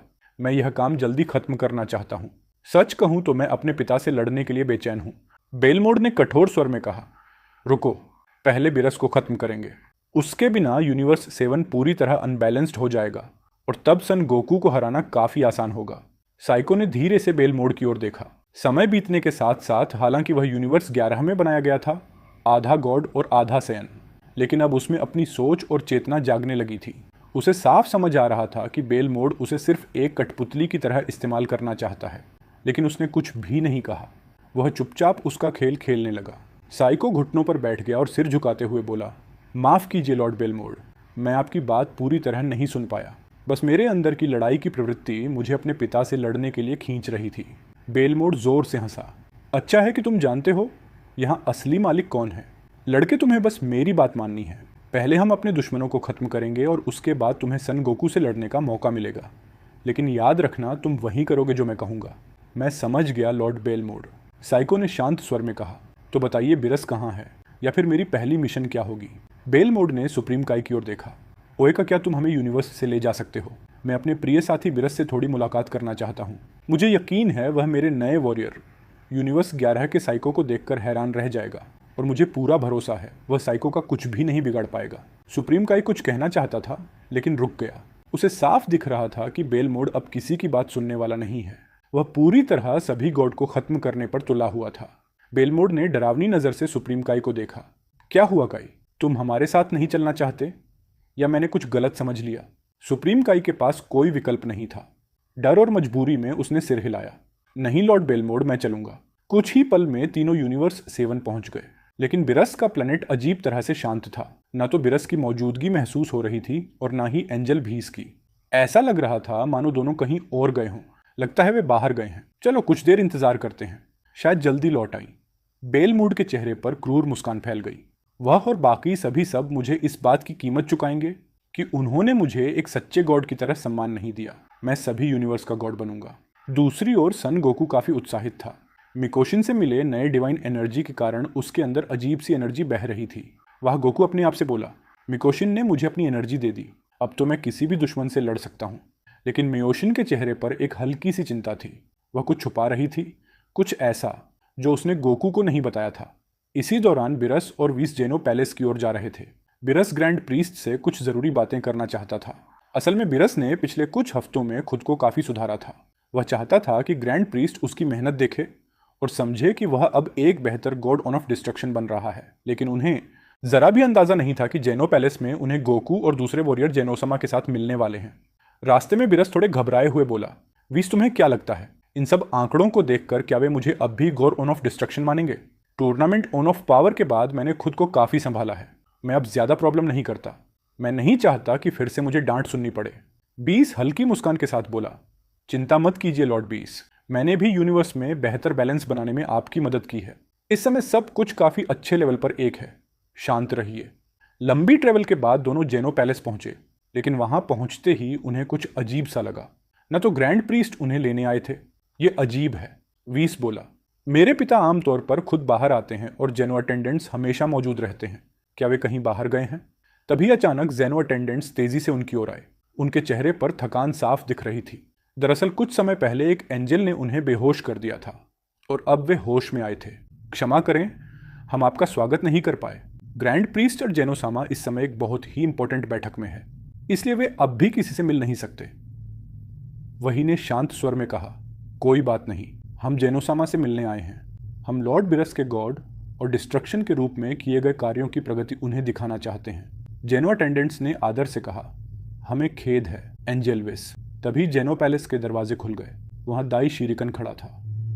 उसे गॉड और डिस्ट्रक्शन और एंजल की एनर्जी का आभास हो चुका था। आप दोनों अंदर आ सकते हैं, दाइशिकन ने कहा। आपको भी यह जानना चाहिए कि यहाँ क्या चल रहा है। दोनों अंदर पहुंचे। रूम में कदम रखते ही उन्होंने देखा कि वहां उनके कई जाने पहचाने चेहरे थे। साथ ही दूसरे यूनिवर्स के वॉरियर भी मौजूद थे। लेकिन सबसे बड़ा आश्चर्य तब हुआ जब बिरस ने मिकोशिश संगीत को देखा। बिरस का दिल जोर से धड़कने लगा। वह जेनोसामा, ग्रैंड प्रीस्ट और उनकी बहन सामने खड़े बिरस ने धीमी आवाज में भीस से पूछा, भीस, क्या तुम्हें पता था कि ग्रैंड प्रीस्ट की बहन यहाँ होंगी? बिल्कुल नहीं लॉर्ड बिरस, वीस ने कहा। मेरे लिए भी यह एक बहुत बड़ा आश्चर्य है। मैंने सदियों बाद अपनी मौसी को देखा है। वीस ने सम्मान से झुककर नमन किया। हेलो भस, मिकोशिन ने मुस्कुराते हुए कहा। तुम इन सदियों में काफी बड़े हो गए हो। आशा है तुम ठीक हो। आप लोग बिल्कुल सही समय पर पहुंचे हैं। हम आपको संक्षेप में सब कुछ समझा देते हैं। इसके बाद मिकोशिन और दशकन ने बिरस और वीस को पूरी स्थिति संक्षेप में समझाई। सब कुछ सुनते ही बिरस का चेहरा सीरियस हो गया। हमें उस व्यक्ति को ढूंढना होगा। अगर वह कंट्रोल से बाहर हो गया तो सभी यूनिवर्स खतरे में पड़ जाएंगे। मियोशिमा की भविष्यवाणी कभी गलत नहीं हुई। बिरस स्पष्ट रूप से घबराया हुआ था। दायशीन ने शांत स्वर में उत्तर दिया, शांत रहो बिरस, हमें बस उसके प्रकट होने का इंतजार करना है। इसीलिए हमने इन सभी वॉरियर को इकट्ठा किया है। हमें पूरा विश्वास है कि इन सबकी ताकत से हम उस दुश्मन को हरा सकेंगे। याद रखो, हम गॉड होते हुए भी यूनिवर्स के बैटल में सीधे हेल्प नहीं कर सकते जब तक मामला किसी गॉड से जुड़ा ना हो। वीस मन ही मन सोच रहा था, मुझे पहले से अंदेशा था कि कभी ना कभी ऐसी कोई धमकी जरूर आएगी। इसी कारण मैंने गोकू, वेजिटा और ब्रोली को खास ट्रेनिंग दिया। इन तीनों साइन वॉरियर में असीम संभावनाएं हैं। बस आशा है कि यह सब पर्याप्त हो। लेकिन अगर यह चेतावनी मेरी मौसी मिकोशिन समाज स्वयं देने आई है तो यह बैटल बिल्कुल भी आसान नहीं होगी। दूसरी ओर चुने हुए वॉरियर थोड़ा रेस्ट कर रहे थे। वे डिफिकल्ट ट्रेनिंग के बाद अपनी एनर्जी फिर से इकट्ठा कर रहे थे। वे हर एक पल का पूरा उपयोग कर रहे थे। जिस रूम में वे मौजूद थे वहां समय अर्थ से बिल्कुल अलग रफ्तार से चल रहा था। तभी गोहन ने गोकू से पूछा, पापा आपका ट्रेनिंग मैकोन मैडम के साथ कैसा रहा? मैंने आपको हमारे साथ उस रूम में नहीं देखा, तो मेरा अनुमान है कि आप उनके साथ अलग गए थे। क्या यह सच है? हाँ, गोहन गोकू ने उत्तर दिया। मैं सच में उनके साथ था और ईमानदारी से कहूं तो वह ट्रेनिंग बहुत अलग था। लेकिन गोकू अपनी बात पूरी कर पाता। उससे पहले ही मिकोशिन ने उसे रोक दिया। अभी के लिए बेहतर यही होगा कि हम उस ट्रेनिंग के बारे में किसी को कुछ न बताएं। इसे एक छुपा हुआ हथियार समझो। समय आने पर यह हमारे बहुत काम आएगा। बरस तुरंत गुस्से में बोला, वैसे गोकू तुमने हमें यह सब पहले क्यों नहीं बताया? हम सब खतरे में पड़ सकते थे और हमें कुछ भी पता नहीं था। गोकू ने थोड़ा झुकते हुए कहा, माफ कीजिए लॉर्ड बिरस, सब कुछ बहुत जल्दी जल्दी हुआ। मुझे आपके पास आने का समय ही नहीं मिला। मैं दाइशिकन के साथ था और हम सभी वॉरियर को इकट्ठा कर रहे थे। तभी अचानक ही तेज चमक हुई। सभी के सामने मर्सरीता प्रकट हुई, लेकिन इस बार वह अकेली थी। उसके साथ उसका गॉड ऑफ डिस्ट्रक्शन बेलमोड नहीं था और उसके चेहरे पर डर साफ दिखाई दे रहा था। दाइशिकन तुरंत आगे बढ़ा, क्या हुआ मेरी बेटी? तुम यहाँ अकेली क्यों आई हो? और बेलमोड नहीं कहाँ है? क्या वह अपने कर्तव्य ठीक से नहीं निभा रहा? मर्सिता थोड़ी देर चुप रही, फिर कांपती आवाज में बोली, मुझे नहीं पता कि मुझे यह कहना चाहिए या नहीं, लेकिन मुझे अब कोई परवाह नहीं। चाहे लॉर्ड बेलमोड मुझे मार ही क्यों ना दे, मैं उस भयानक योजना को चुपचाप होते नहीं देख सकी। वह एक ऐसा वॉरियर बनाने वाला है जो एंजल जितना पावरफुल होगा, और वह बहुत जल्द यहाँ आने वाला है। इतना कहते ही एक भयानक एनर्जी का बॉल मार्सरिटा के सीने को चीरता हुआ निकल गया। उसका शरीर जमीन पर जोर से गिर पड़ा। मार्सरिटा भी चीखते हुए तेजी से अपनी बहन की ओर दौड़ा। बाकी सभी दरवाजे की ओर मुड़ गए। वहां खड़ा था यूनिवर्स 11 का गॉड ऑफ डिस्ट्रक्शन बेलमोड, और उसके साथ एक ऐसा मल जिसे किसी ने पहले कभी नहीं देखा था। दाइशिकन गुस्से में बोला, तुम्हारी इतनी हिम्मत एक एंजल पर हमला करना, वो भी पीठ पीछे। अब समझ आया कि मर्सरिता तुम्हारे बारे में इतनी डरी हुई क्यों थी। मिकोशिन एक पल भी बर्बाद नहीं करती। उसने अपनी डिवाइन एनर्जी का थोड़ा सा उपयोग किया और मार्सिट को खतरे से बाहर कर दिया। वह जिंदा थी, बस बेहोश हो गई थी। बेलमोड की तकनीक बहुत पावरफुल थी। सौभाग्य से मिकोशिन डिवाइन हीलिंग जानती थी। नहीं हो सकता। मिकोशिन धीरे धीरे खड़ी हुई। उसका शरीर कांप रहा था। वह ठीक से बोल भी नहीं पा रही थी। वह मल उसने बुदबुलाते हुए कहा, बेलमोड के साथ जो खड़ा है। मिकोशिन दाइशिकन ने पूछा, क्या तुम उसे जानती हो? क्या वह किसी और डायमेंशन से है? हाँ, वह दूसरे डायमेंशंस का वॉरियर है। और उसकी आवाज़ सीरियस हो गई। वह मेरी भविष्यवाणियों में दिखा था। आखिरकार वह प्रकट हो गया। वह वॉरियर जो एंजल के बराबर है। सभी हैरान रह गए। तो फिर क्या वही यूनिवर्स को इरेज करने वाला है? मेकन फाइटिंग पोस्टर में आ गई, क्योंकि जिस मर्टल की उसने भविष्यवाणी की थी वह आखिरकार उसके सामने खड़ा था। सच है, बेलमोड हंसते हुए बोला, मैं भूल ही गया था कि मेरी वह नापसंद कजिन फ्यूचर देखने की ताकत रखती है।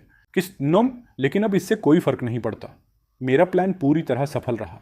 मैं तुम्हें पेश करता हूं साइको, मेरा सबसे पावरफुल वॉरियर। सभी की नजरें उस अजनबी पर टिक गई। तभी गोकू गंभीर स्वर में बोला, दोस्तों याद रखो, हमारी एक ही मिशन है। इस दुश्मन को किसी भी कीमत पर हराना। अपनी पूरी पावर लगा दो। गोकू फाइटिंग पोस्चर में आ गया। मैं तुम सबको खत्म कर दूंगा कीड़ो। साइको की आवाज़ ठंडी और घातक थी। खास तौर पर तुम्हें पिता। मैं साबित करूंगा कि मैं सभी यूनिवर्स का सबसे पावरफुल साइन संगीत हूँ। बेलमोड हंसते हुए आगे बढ़ा। बहुत अच्छा साइको, अब हमारे प्लान को शुरू करो। सभी को इरेज कर दो और इस मल्टीवर्स के किंग बनो। इस बीच म्योसिन ने मार्सिनिटा को पूरी तरह खतरे से बाहर कर दिया, लेकिन मार्सिनिटा अब भी सदमे में थी। उसका शरीर जम सा गया था। वह कुछ बोल भी नहीं पा रही थी क्योंकि वह मल उसके सामने खड़ा था। उसका एनर्जी डरावना था। गोकू ने पूछा, क्या यही वह दुश्मन है जिसकी तुम हमें चेतावनी दे रही थी? निकोशन कुछ नहीं बोली। उसकी खामोशी ही सब कुछ कह रही थी। बेलमोड ने तंज कसते हुए कहा, अरे लगता है सब लोग यहाँ अच्छा समय संगीत बिता रहे थे, और यह मेरे लिए और भी अच्छा है, क्योंकि मुझे वैसे भी तुम सबको एक एक करके खत्म करना था। बेलमोड, तुम समझते क्या हो अपने आप को? तुम्हें अपनी ही एंजल पर हमला करने की हिम्मत कैसे हुई? वही एंजल जो तुम्हारी देखरेख की जिम्मेदार थी। दाइशिकन ने साइको की ओर इशारा करते हुए कहा, यह कौन है और यह सब क्या चल रहा है? सब कुछ अभी के अभी समझाओ। बेलमोड जोर से हंसा, क्या अब तक तुम्हें समझ नहीं आया? मैं तुम सबको खत्म कर दूंगा और फिर मुझे रोकने वाला कोई नहीं बचेगा। ये मेरा पावरफुल वॉरियर साइको है। जरेन और टोपो वे अब बीते कल की बात हो चुके हैं। वे तो बस कमजोर कीड़े थे। ये सुनकर मार्सरीता कांप उठी। मुझे विश्वास नहीं हो रहा। वह दुखी स्वर में बोली, लॉर्ड बेलमोड, हमने सोचा था कि आप अपने वॉरियर और साथियों की कदर करते हैं, लेकिन अब हम आपका असली चेहरा देख रहे हैं। कितनी निराशा की बात है। क्या सच में तुम्हें लगता है कि मुझे तुम्हारी राय की कोई परवाह है? टोपो बेलमोड ने तिरस्कार से कहा। क्या तुमने सच में सोचा था ताकि तुम्हारा शरीर नए एनर्जी के साथ पूरी तरह तालमेल बिठा सके? जब तक ऐसा नहीं होता बाकी वॉरियर को अपनी पूरी पावर से लड़ने दो। गोकू हैरान रह गया। क्या? लेकिन मैं अपने दोस्तों को उस डीमन से लड़ने के लिए अकेला कैसे छोड़ सकता हूं? अगर उसके अंदर हमारा खून है तो इसका मतलब है संगीत कि उसकी एनर्जी एंजेल के बराबर या उससे भी ज्यादा हो सकती है, भले ही शब्द ने उस खास रूम में ट्रेनिंग लिया हो। मुझे नहीं लगता कि वे उस लेवल पर हैं। सच कहूं तो मुझे खुद भी पूरा भरोसा नहीं है कि मैं उसे अब भी हरा पाऊंगा। मिकोशिन ने शांति से उसकी ओर देखा।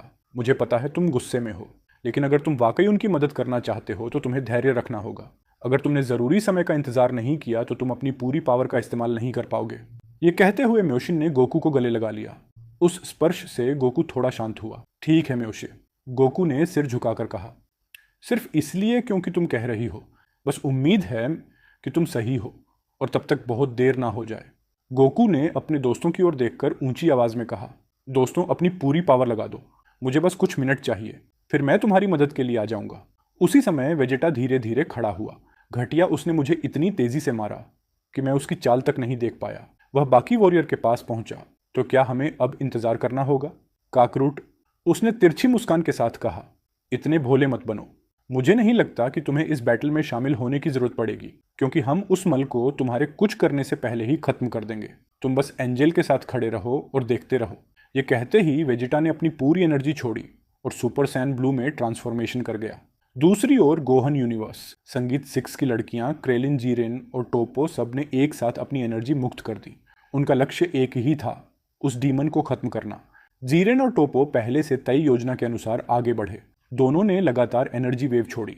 कॉलीफ्लावर केल चुपचाप साइको के पीछे पहुंची। दोनों ने मिलकर एनर्जी बॉल तैयार करना शुरू किया। आसमान में गोहन संगीत ऊपर से पावरफुल काम्हा चार्ज कर रहा था और अंत में वेजिटा धुएं की परत के बीच घुसा। उसने दोनों हाथ आगे बढ़ाए और अपनी सारी एनर्जी एक आखिरी बार में समेट ली। अगले ही पल दोनों हमलों की टक्कर से पूरा इलाका जोरदार एक्सप्लोजन से कांप उठा। यहां तक कि मेकोशिश भी उनकी एनर्जी और रणनीति देखकर चौंक गई। लेकिन तभी संगीत एक ठंडी आवाज गूंजी, बस इतना ही कर सकते हो, मूर्ख मत बनो। साइको ने अपनी एनर्जी से पूरा धुआं एक ही झटके में हटा दिया। हालांकि उसी समय पीछे से क्रिलिन के 2 एनर्जी डिस्क तेजी से साइको की ओर बढ़े, लेकिन साइको ने बिना देखे सिर्फ हाथ बढ़ाया और दोनों डिस्क उसके हाथ में आते ही गायब हो गए। यह कैसे हो सकता है? क्रिलिन अविश्वास में बोला। मुझे पूरा यकीन था कि यह उसे काट देंगे। ये मेरे अब तक के सबसे पावरफुल के इंजन थे। गोकू ने सीरियस आवाज में कहा, सब लोग सावधान रहो। साइको के अंदर एक बहुत ही भयानक एनर्जी है जो उसने अभी तक पूरी तरह बाहर नहीं निकाली है कि तुम कभी मेरी जगह ले सकोगे। इतने मूर्ख मत बनो। अगर कोई मेरी जगह ले सकता है तो वह यह लड़का है। इसकी एनर्जी यहां मौजूद किसी से भी तुलना के काबिल नहीं। साइको को ध्यान से देखते हुए बोला, यह अजीब है, मैंने ऐसा एनर्जी कभी महसूस नहीं किया। उसकी एनर्जी ऐसी लगती है जैसे वह इस डायमेंशन की हो ही नहीं। आखिर यह साइको है कौन? तभी वेजिट ने गुस्से में आगे बढ़ते हुए कहा, अरे तू जोकर गॉड, ये लड़का काकरूटर जैसा इतना क्यों दिखता है? वही कपड़े, बस रंग अलग है। पता नहीं तू इस बच्चे को इतना क्यों बढ़ा चढ़ाकर दिखा रहा है। तेरी नजर में यह भी सिर्फ एक कीड़ा ही है। बेलमोड ने ठंडी और घमंडी मुस्कान के साथ जवाब दिया। तो यहाँ एक मजाकिया भी मौजूद है। चिंता मत कर, तू उन पहले लोगों में होगा जिन्हें साइको खत्म करेगा। दुख की बात है कि तुम सबसे पावरफुल वॉरियर की असल क्षमता देख भी नहीं पा रहे। गोकू ने सीरियस आवाज में पूछा, तुमने उस लड़के से क्या क्या झूठ बोला है कि वह तुम्हारे साथ खड़ा है? वह क्यों चाहता है कि हम सब और सारे यूनिवर्स खत्म हो जाएं? बेलमोड जोर से हंसा। अब जब तुम सब मरने ही वाले हो तो बता ही देता हूं। मान लो कि यह लड़का तुम्हारा बेटा है। ये सुनते ही गोकू, वेजिटा और वहां मौजूद सभी लोग हैरान रह गए। बकवास, गोकू चिल्लाया। ये मेरा बेटा कैसे हो सकता है? मैं इसे जानता तक नहीं। बेलमोड ने शांत स्वर में कहा, यह तुम्हारा बेटा सीधे तौर पर नहीं है, लेकिन इसमें तुम्हारा ही खून है। हमने तुम्हें काफी समय तक निगरानी में रखा और जैसे ही हमें तुम्हारे खून का सैंपल मिला हमने उसे ले लिया। साथ ही हमें मिकोशिन का खून भी मिला। यह जानने में बहुत समय लगा कि क्या एक मल सयान और एक एंजल का खून संगत हो सकता है या नहीं, लेकिन जैसा कि तुम देख सकते हो यह प्रयोग पूरी तरह सफल रहा। तो देखो, यह है डिवाइन सयान, रीस ने धीमे स्वर में कहा। अब समझ आया कि साइको बाकी वॉरियर जैसा सामान्य क्यों नहीं है। मैंने कभी कल्पना भी नहीं की थी कि कोई एक मोटल जाति और एक एंजल के खून से इतना पावरफुल वॉरियर बना सकता है। ये सच में एक बहुत बड़ा चैलेंज होगा। गोकू ने अपने मन में सोचा, तो हमारे सामने एक ऐसा दुश्मन है जिसके भीतर 2 बेहद पावरफुल वॉरियर का खून बह रहा संगीत है। गोहन ने सीरियस से कहा, हमें बिल्कुल भी लापरवाही नहीं करनी चाहिए, और सबसे बड़ी बात, हमें अकेले नहीं लड़ना चाहिए। लेकिन तभी सबको चौंकाते हुए वेजिट अपनी बेस फॉर्म में ही तेज रफ्तार से आगे बढ़ गया। वह यह परखना चाहता था कि क्या बेलम सच कह रहा है या नहीं। वेजिट ने लगातार तेज पंच चलाए, लेकिन साइको ने उन्हें बेहद आसानी से रोक लिया। इसके रिफ्लेक्स बहुत तेज हैं। वेजिटा ने सोचा, मेरे हमलों को रोकने में इसे जरा भी परेशानी नहीं हुई। इसका मतलब साफ है, यह कोई कमजोर वॉरियर नहीं है। वेजिट ने सुपर साइन में ट्रांसफॉर्मेशन कर लिया और फिर हमलों की जोरदार वॉर कर दी, लेकिन साइको हर वॉर को आसानी से चकमा देता रहा। अचानक एक बेहद तेज चाल से साइको ने जोरदार पंच मारा। वेजिटा को बांह से पकड़कर सीधे महल के बाहर फेंक दिया। मिस्टर वेजिट गोहन चीख पड़ा। वह तुरंत साइको की ओर फाइटिंग पोस्टर में आ गया। तभी एंजेल मैकोशन डरी हुई आवाज में बोली, मूर्खता मत करो। तुम सबको इकट्ठा इसलिए किया गया है ताकि तुम उस मल से मिलकर लड़ो, एक एक करके हारने के लिए नहीं। गोकू ने सेल्फ कॉन्फिडेंस से कहा, चिंता मत करो म्योन, हम सब मिलकर उस आदमी को खत्म कर देंगे। मुझे पता है यह आसान नहीं होगा, लेकिन हम जरूर कोई रास्ता निकाल लेंगे। गोकू आगे बढ़कर बैटल में शामिल होने ही वाला था, लेकिन तभी मैकोशिश ने उसका हाथ पकड़ लिया। रुको सोन गोकू, अभी तुम उससे लड़ नहीं सकते। तुम्हारा ट्रेनिंग अभी पूरा नहीं हुआ है, हमें कुछ मिनट इंतजार करना होगा। तभी साइको आगे बढ़ा और ठंडे स्वर में बोला, मुझे तुम में से किसी से भी लड़ने में कोई दिलचस्पी नहीं है। तुम सब मेरे लिए सिर्फ कीड़े हो। मैं सिर्फ गोकू से लड़ना चाहता हूँ। बेलमोड ने गुस्से में कहा, साइको, जो मैंने कहा है वही करो। सबसे पहले ब्रश को हराओ, उसके बाद जो चाहो करना समझे। आखिरकार तुम सिर्फ मेरे द्वारा बनाया गया एक प्रयोग हो, इसलिए मेरी बात मानो। चुप रहो। कीरे साइको की आवाज पूरे महल में गूंज उठी। तुम मुझे आदेश देने वाले हो ही नहीं। अगर जिंदा रहना चाहते हो तो बेहतर होगा मुझे अपना नौकर समझना बंद कर दो। गंदे जोकर, क्या कहा तुमने? बेलमोड चिल्लाया। अगर जान बचानी है तो अभी घुटनों पर बैठकर मुझसे माफी मांगो। अब साइको का सब्र पूरी तरह टूट चुका था। अगले ही पल उसने अपनी भयानक रफ्तार से बेलमोड पर तेज पंच की बारिश कर दी। कुछ ही सेकंड में यूनिवर्स 11 का गॉड ऑफ डिस्ट्रक्शन जमीन पर पड़ा था, सीरियस रूप से घायल। वहां मौजूद सभी लोग हैरान रह गए। साइको ने बिना किसी परेशानी के गॉड ऑफ डिस्ट्रक्शन को मार दिया, और ऐसा लगा मानो यह उसके लिए बहुत ही आसान काम हो। मुझे यकीन नहीं हो रहा, कोलिफ्ला ने हैरानी से कहा। उसकी पावर एक गॉड ऑफ डिस्ट्रक्शन से भी ज्यादा है। ये नहीं हो सकता लॉर्ड बेलमोड, टोपो ने मुठ्ठियाओं भीते संगीत हुए कहा। भले ही वह पागल हो गया था, लेकिन वह इतनी क्रूर मौत का हकदार नहीं था। वेजिटा ने मन ही मन सोचा, वह गॉड जानता था कि एक दिन कोई उसे खत्म कर देगा। मुझे वह कभी पसंद नहीं था, लेकिन वह उस साइको का एक भी बार नहीं रोक सका। हमें जरा भी लापरवाह नहीं होना चाहिए। क्रिलिन घबराए स्वर में बोला, दोस्तों सच कहूं तो मुझे नहीं लगा कि हम उसे कुछ भी कर पाएंगे। हमने अपनी सबसे पावरफुल तकनीकें इस्तेमाल की, फिर भी संगीत वह 1 इंच भी नहीं हिला। ऐसे में हम उसके सामने क्या कर सकते हैं? गोहान ने सीरियस होकर कहा। ऐसा मत सोचो क्रिलिन, याद रखो सबकी उम्मीदें हम पर टिकी हैं। हम हार नहीं मान सकते। अगर पापा ने मिकोशी जी से ट्रेनिंग लिया है तो हमें उनके पूरी तरह डिवाइन एनर्जी में पहुंचने का इंतजार करना होगा। ये सिर्फ कुछ समय की बात है। गोहन मन ही मन सोच रहा था कि कैसे जरूरी समय तक सबको टिकाए रखा जाए। उधर साइको ने ठंडी हंसी के साथ कहा, आई लगता है अगर मैं इन कीड़ों को रास्ते से ना हटाऊं तो अपने पिता गोकू से लड़ ही नहीं पाऊंगा, है ना? तो फिर मुझे इन्हें खेल से बाहर करना ही होगा ताकि यह रुकावट ना बने। वेजिटा ने गुस्से में कहा, हंसाओ मत छोटे से कीड़े। क्या तुम्हें लगता है तुम सैयन प्रिंस को हरा पाओगे? भले ही तुम्हारी रगों में महान सैयन जाति का खून हो, लेकिन तुम सिर्फ एक बनाया हुआ प्रयोग हो। यह कहते ही वेजिटा सीधे साइको पर झपट पड़ा। उसने लगातार कई बार किए, लेकिन साइको ने सबको आसानी संगीत से रोक लिया। साइको मुस्कुराया, ये तो मुझे और भी उत्साहित कर देता है। तो फिर मैं सबसे पहले तुम्हें ही खत्म करूंगा, ताकि सब देख सके कि सैयन प्रिंस भी महान साइको के हाथों गिर सकता है। साइको ने विजिट के पेट में जोरदार पंच मारा। वेजिटा की सांस रुक गई। फिर उसने वेजिटा का चेहरा पकड़ा और सीधे चेहरे पर एक भयानक पंच जड़ दिया। वेजिटा जमीन पर गिर पड़ा। मिस्टर वेजिटा, गोहान चिल्लाया और तुरंत उनकी ओर दौड़ा। क्रिलिन भी गोहान के पीछे पीछे भागा ताकि वह अकेला ना पड़े, लेकिन पलक झपकते ही साइको उन दोनों के सामने खड़ा था। उसकी रफ्तार देख दोनों सन्न रह गए। साइको ने अपनी थोड़ी सी एनर्जी छोड़ी और उनके बीच एक एनर्जी की दीवार बना दी। जल्दी मत करो लड़कों, वैसे भी मैं एक एक करके तुम सबको खत्म करने वाला हूँ। मुझे फर्क नहीं पड़ता कि मुझे किससे लड़ना पड़े, बस मुझे अपने पिता से लड़ना है। तैयार हो जाओ दूसरी दुनिया जाने के लिए। वेजिटा ने दांत भीते हुए कहा, यह सच में मजाक नहीं कर रहा। उसने जब कहा था कि उसके अंदर एक एंजल और काकरूट का खून है तो वह झूठ नहीं था। एक पल के लिए मुझे काकरूट का एनर्जी महसूस हुआ। गोहान और क्रिलिन वेजिटा के पास खड़े थे। गोहान ने वेजिटा को संभालते हुए कहा, मिस्टर वेजिट, अकेले मत जाओ। अगर तुम ऐसा करते रहे तो यह तुम्हें मार डालेगा। वेजिटा ने अपने चेहरे से खून पोंछते हुए कहा, मुझे बच्चा मत समझो। मुझे अच्छे से पता है कि वह कितना पावरफुल है, लेकिन उसने अभी तक मेरी सबसे बड़ी एनर्जी का सामना नहीं किया है। फिर कॉलर, केल, जिरेन, टोपो, क्रिलिन, गोहन, ब्रोली और वेजिटा साइको को चारों ओर से घेर लेते हैं। सब दूसरे राउंड के लिए तैयार थे। साइको ने हंसते हुए कहा, हार मान लो कीड़ो, चाहे तुम सब मिलकर भी लड़ लो, तुम मुझे खरोच भी नहीं पहुंचा पाओगे। समझ जाओ, मुझे लड़ना है सिर्फ सोन गोकू से। बिरस ने सीरियस स्वर में कहा, अगर वे रुके नहीं तो यह सबको मार डालेगा। गोकू बिरस की बात सुनकर उसकी ओर मुड़ गया। बिरस आगे बोला, अगर बेलमोर ने इस मर्टल को मुझे और सभी गॉड को खत्म करने के लिए बनाया है तो मामला बहुत सीरियस है। बेलमोर कभी भी बिना योजना कुछ नहीं करता। वह हर चाल पूरी तरह योजना बनाकर चलता था। सच कहूं तो पूरी ताकत लगाने के बाद भी मैं अब भी उस मल को हरा नहीं सका। गोकू ने सीरियस स्वर में पूछा, क्या आप जो कह रहे हैं उसके बारे में पूरी तरह निश्चित हैं?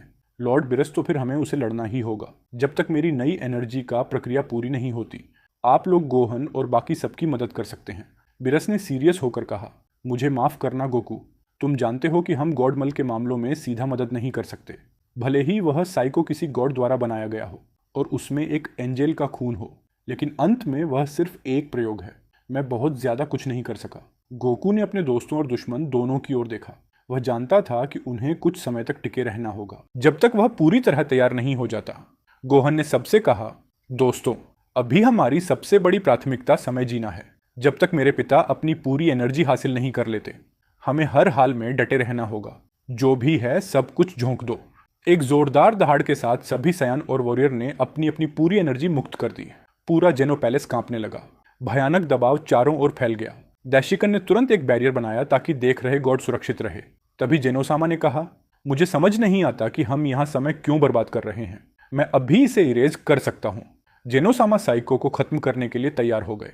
तभी गोकू ने जल्दी से कहा, रुकिए प्लीज, इसे खत्म मत करो। मैं खुद उससे लड़ना चाहता हूँ। मैं साबित करना चाहता हूँ कि मेरी मेहनत बेकार नहीं गई। मुझे फर्क नहीं पड़ता अगर इसकी कीमत मेरी जान ही क्यों ना हो। बस मुझे साइको से लड़ने दो। गोकू की आंखों में बैटल की सच्ची आग थी। जेनोसामा कुछ पल उसे देखते रहे, फिर मुस्कुराए। ठीक है गोकू, लेकिन वादा करो कि तुम जीतोगे। जो भी हो जाए मैं इस बैटल में दखल नहीं दूंगा। हमें तुम पर भरोसा है। तभी मिकोशिन गोकू के पास आई और गुस्से में उसके गाल पर एक थप्पड़ जड़ दिया। तुमने जेनोसामा को सब कुछ खत्म क्यों नहीं करने दिया? अगर तुम चुप रहते तो यह सब यहीं खत्म हो जाता। गोकू ने दर्द सहते हुए जोर से कहा, तुम नहीं समझोगी, क्योंकि तुम एक वॉरियर नहीं हो जैसे हम सयन हैं। मैं किसी को मेरी जगह लड़ते हुए नहीं देख सकता। मुझे फर्क नहीं पड़ता कि मैं जीतूं या हारूं, लेकिन बिना पूरी कोशिश किए मैं यह स्वीकार नहीं कर सकता। मेरी जाति का गर्व मुझे यह इजाज़त नहीं देता। मैं लड़ते हुए मरना पसंद करूंगा, न कि बिना लड़े खत्म होना। गोकू की आवाज़ में दर्द भी था और सच्चाई भी। मिकोशिन हैरान रह गई। अब वह संगीत गोकू के दिल की इमोशन समझ चुकी थी।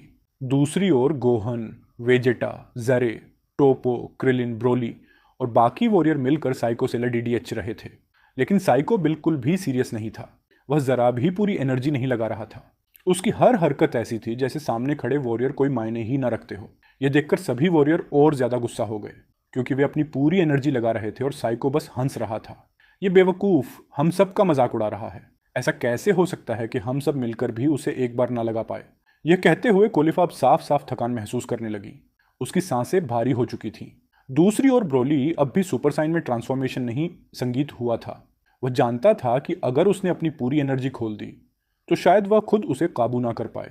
हमें हार नहीं माननी है, गोहन ने थकान के बावजूद हिम्मत से कहा। बस थोड़ा सा और समय चाहिए। मेरे पिता जल्द ही साइको से लड़ने आएंगे। इस समय उम्मीद छोड़ना सबसे बड़ी गलती होगी। लेकिन साइको अब बोर हो चुका था। मुझे अब और समय बर्बाद नहीं करना। मैंने सोचा था कि तुम मुझे थोड़ी टक्कर दोगे, लेकिन कचरा आखिरकार कचरा ही रहता है। ये कहते हुए साइको ने अपनी एनर्जी खोल दी। उसका एनर्जी इतना ज्यादा था कि सभी वॉरियर दबाव महसूस करने लगे। एक पल में वह अपनी रफ्तार से आगे बढ़ा और यूनिवर्स 6 की दोनों सन और क्रेलिन को एक ही झटके में जमीन पर गिरा दिया। वे लड़ने लायक भी नहीं बचे। यह देखकर जिरेन और टोपो तुरंत आगे बढ़े अपने साथियों को बचाने के लिए, लेकिन साइको के सामने वे भी टिक नहीं पाए। एक जोरदार पंच पेट पर और फिर पीठ पर दूसरा वार दोनों बेहोश होकर जमीन पर गिर पड़े। अब ब्रोली आगे बढ़ा तो उसकी आंखों में गुस्सा था और एनर्जी उफान पर थी, लेकिन साइको की एनर्जी अब भी कहीं ज्यादा थी। उसने बिना समय गवाए ब्रोली को तेजी से हरा दिया, क्योंकि साइको समझ चुका था ब्रोली की एनर्जी बाकियों से काफी ज्यादा है और वह अननेसेसरी मुसीबत नहीं चाहता था। अब बस तुम कुछ ही लोग बचे हो। कोई आखिरी शब्द? जब मैं अपने पिता गोकू को खत्म कर दूंगा तो तुम सबका भी वही हाल होगा। तुम्हें पता भी नहीं चलेगा और तुम दूसरी दुनिया में होगे। यह कहते हुए साइको के चेहरे पर एक भयानक मुस्कान आसंगित गई। तभी पिकोलो ने सीरियस आवाज में कहा, गोहन, अब तुम्हें अपनी छुपी हुई एनर्जी जगानी होगी। हम सब जानते हैं कि जब तुम अपना पूरा गुस्सा खोलते हो तो तुम कितने खतरनाक बन जाते हो। अब यही समय है। लेकिन गोहन बेबस था।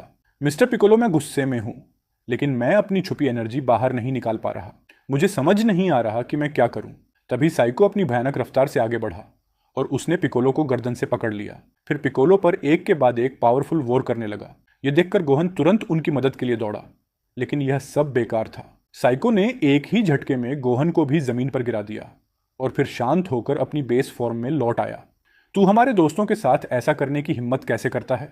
पिकोलो ने पूरी एनर्जी से पंच मारने की कोशिश की, लेकिन साइको जरा भी नहीं हिला। उसने आसानी से वार रोक लिया। तुम लोगों की मौजूदगी से मुझे काफी सिर दर्द हो रहा था। यह कहते हुए उसने पिकोलो के पेट पर हाथ रखा और वहीं एक एनर्जी बॉल बना दिया। अगले ही पल पिकोलो तेजी से उड़ते हुए महल की दीवारों से टकरा गया। वह बैटल से बाहर हो रफ्तार से साइको की ओर झपटता है। साइको भी आगे बढ़ते हुए चिल्लाता है, भले ही मैं तुम्हारी तरह शुद्ध सयन नहीं हूं, लेकिन मैं तुम्हें दिखा दूंगा कि मैं ओरिजिनल से भी ज्यादा पावरफुल हूं। मुझे गुस्सा दिलाने का तुम्हें पूरा पछतावा होगा। एक ही पल में दोनों भयानक रफ्तार से पंच और किक बदलने लगते हैं। हमला और बचाव इतनी तेजी से हो रहा था कि आंखों से पकड़ पाना मुश्किल था। कोई भी पीछे हटने को तैयार नहीं था। दूर से बैटल देखते हुए मेकोशिश हैरानी से कहती है, गोकू की एनर्जी और रफ्तार वाकई हैरान कर देने वाली है। मुझे यकीन नहीं हो रहा कि वह एक अनऑर्डिनरी मर्टल है। क्या सच में कोई मल गॉड के लेवल तक पहुंच सकता है? यह कहते हुए मैकोन पहली बार गोकू को लड़ते हुए खुद देख रहा था। तभी जेनोसामा बोले, इसीलिए हमने तुमसे कहा था गोकू, कोई ऑर्डिनरी वॉरियर नहीं है। आज तक हम खुद नहीं जानते कि वह इतनी एनर्जी कहां से लाता है, ताकि खुद से ज्यादा पावरफुल दुश्मनों से भी डटकर लड़ सके। उसी पल गोकू टेलीपोर्टेशन का उपयोग करता है और पल भर में साइको के पीछे पहुंच जाता है। एक पावरफुल पंच उसकी पीठ पर मारते हुए उसे जेनो पैलेस की दीवार की ओर फेंक देता है। साइको दीवार से टकराता है और पूरा ढांचा उसके ऊपर ढह जाता है। चलो उठो साइको, मैं जानता हूं यह वार तुम्हें हराने के लिए काफी नहीं थे और ना ही तुम्हें कोई सीरियस नुकसान पहुंचा है। मुझे पता है कि तुम्हारे पास इससे कहीं ज्यादा एनर्जी है जो तुम अभी तक इस्तेमाल नहीं कर रहे हो। धूल और मलबा हटाते हुए साइको मुस्कुराता है, मुझे पहले से पता था कि मैं तुम्हें बेवकूफ नहीं बना पाऊंगा। तुम एक बहुत एक्सपीरियंस वॉरियर हो। तुम्हारी फाइटिंग स्टाइल अलग है। तुम अपने दोस्तों की तरह बिना सोचे समझे आगे नहीं बढ़ते, हर चाल सोच समझ कर चलते हो। वाकई एक पावरफुल वॉरियर के काबिल हो। यह कहते ही साइको तेज रफ्तार से गोकू की ओर दौड़ता है और हमला करता है, लेकिन गोकू सिर्फ एक हाथ से उसका वार रोक लेता है। फिर मौका देखते ही एक जोरदार किक मारता है और साइको को हवा में उछाल देता है।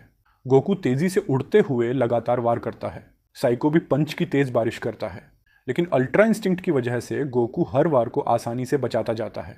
साइको मन ही मन सोचता है, तो यही है एक संयम की लड़ने की स्टाइल।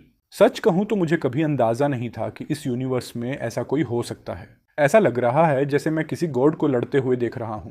उधर गोकू के मन में एक सवाल उठता है, क्या बात है, मैं पूरी एनर्जी से उस पर वार कर रहा हूं, फिर भी उसे कोई खास नुकसान नहीं हो रहा। क्या उसके पास कोई ऐसी इनविजिबल एनर्जी है जो वरों को कमजोर कर देती है? यह सब गोकू अपने मन में सोच ही रहा था कि उसने खुद को संभाला। नहीं, मुझे इन बातों में समय बर्बाद नहीं करना चाहिए। ये कहते ही गोकू फिर से साइको पर पूरी एनर्जी से झपट पड़ता है। अब वह अपनी सारी एनर्जी के साथ हमला करता है। लगातार एक के बाद एक वॉर। इस बार साइको ज्यादा बचाव नहीं करता, कुछ हमलों को टालता है, लेकिन अधिकतर वॉर सीधे उस पर लगते हैं। उसी समय दूर से होश में आते हुए गोहन बोलता है, मेरे पापा उससे लड़ रहे हैं, हमें उनकी मदद के लिए जाना चाहिए। तभी मेकोशिश शांत स्वर में कहती है, चिंता मत करो गोहन, तुम्हारे पिता बहुत पावरफुल हैं। पॉसिबल है वह यह बैटल जीत लें। मैंने बहुत समय बाद किसी को ऐसी क्षमता के साथ लड़ते देखा है। उसकी आवाज में गोकू के लिए उम्मीद साफ झलक रही थी। तभी पिकोलो, जो अब थोड़ी एनर्जी वापस पा चुका था, सीरियस स्वर में बोला, मुझे लगता है तुम समझ गए हो कि यहाँ क्या हो रहा है।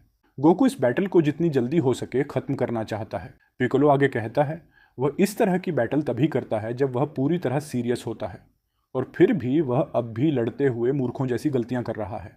गोहन थोड़ा चौंकते हुए बोला, मूर्खों जैसा? लेकिन गोकू तो कमाल की लड़ाई लड़ रहा है। मुझे पूरा यकीन है वह उस शख्स को हरा देगा जो सारे यूनिवर्स में डिस्ट्रक्शन फैलाना चाहता है। हमें उस पर भरोसा रखना चाहिए। तभी वेजिटा धीमी लेकिन सख्त आवाज में बोला, अगर काकरूट वाकई उन एनर्जी के साथ लड़ रहा होता जिनके बारे में उसने हमसे कहा था, तो वह अब भी इससे कहीं ज्यादा कर रहा होता।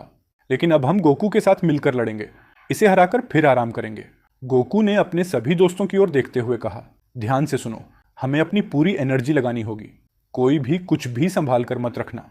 क्या बात सब कुछ साफ है? लेकिन उसी पल साइको अचानक गोकू के संगीत सामने आ गया। उसने हमले का एक छोटा सा मौका देख लिया था और सीधे गोकू के पेट को भेज दिया। गोकू तेज झटके से पीछे गिरा। उसका शरीर फिर से बेस फॉर्म में लौट आया। उसके मुंह से खून निकल पड़ा। चोट बहुत सीरियस थी। उसकी एनर्जी पूरी तरह खत्म हो चुकी थी। ऐसा लग रहा था मानो गोकू में अब जरा भी जान नहीं बची हो। गोकू के दोस्त कुछ समझ ही नहीं पाए कि हुआ क्या। सब कुछ इतनी तेजी से हुआ कि कोई मदद भी नहीं कर सका। साइको यहीं नहीं रुका। उसने एक एक करके चुने हुए सभी वॉरियर को फिर से हरा दिया। अब कोई भी खड़ा नहीं था। सभी जमीन पर गिरे पड़े थे। सबसे पहले उस मूर्ख सोन गोकू को खत्म करना वाकई एक अच्छा फैसला था। बाकी सब पहले से ही घायल थे। मैं अपनी कीमती एनर्जी उन कचरों पर बर्बाद नहीं करने वाला। अब जब गोकू रास्ते से हट चुका है तो मेरी महान योजना लगभग पूरी हो चुकी है। अब बस 4 लोग बाकी हैं। यह कहते हुए साइको ने नजर डाली मियोशिन डशिकन और 2 जेनोसामा की ओर। लॉर्ड डशिकन ने कहा, लगता है अब हमारे पास साइको से लड़ने के अलावा कोई और रास्ता नहीं बचा है, भले ही यह गॉड के नियमों के खिलाफ ही क्यों ना हो। एक पल रुकिए भाई। मियोशिन आगे बढ़ी और सीरियस स्वर में बोली, गोकू को धोखा देने वाली मैं ही थी। उसी गलती की वजह से आज हम सब इस हाल में हैं। और अब गोकू को दूसरी दुनिया जाते देखकर मुझे और भी गिल्टी फीलिंग हो रहा है। कम से कम मैं इतना तो कर सकती हूँ कि उस डीमन से खुद लड़ूं। हाँ, वह अल्ट्रा इंस्टिंक्ट में है, लेकिन उसकी एनर्जी जरन के खिलाफ टूर्नामेंट ऑफ पावर में जो थी उसे जरा भी ज्यादा नहीं बढ़ी है। अब तक बाकी वॉरियर भी होश में आने लगे थे। उधर गोकू अपने मन में सोच रहा था, धत्ते की मेरी एनर्जी वैसी क्यों नहीं बढ़ी जैसा मेकोशिश ने कहा था। क्या उसका ट्रेनिंग और वह रिचुअल्स भी काफी नहीं था? क्या सच में मैं इस डीमन को हरा ही नहीं सकता? हमारी एनर्जी में इतना ज्यादा अंतर है क्या? तभी साइको मुस्कुराते हुए बोला, एल लगता है वार्म अप काफी हो गया। अब समय आ गया है कि मैं तुम्हें अपनी असली एनर्जी दिखाऊं। यह कहते ही साइको अनबिलीवेबल रफ्तार से संगीत गोकू की ओर झपट पड़ा। उसकी रफ्तार इतनी तेज थी कि गोकू उसके हिलने तक को देख नहीं पाया। अब साइको गोकू को बुरी तरह पीट रहा था। गोकू कुछ भी नहीं कर पा रहा था। साइको ने गोकू को एक जोरदार किक संगीत मारी। फिर पल भर में वह उसके पीछे पहुंचा और दोनों हाथों से हैमर जैसा वार किया। गोकू जमीन पर जोर से आ गिरा। लेकिन सबसे भयानक बात यह नहीं थी। असल डर तो तब फैल गया जब गोकू अल्ट्रा इंस्टिंक्ट की फॉर्म खो बैठा और अपनी बेस फॉर्म में लौट आया।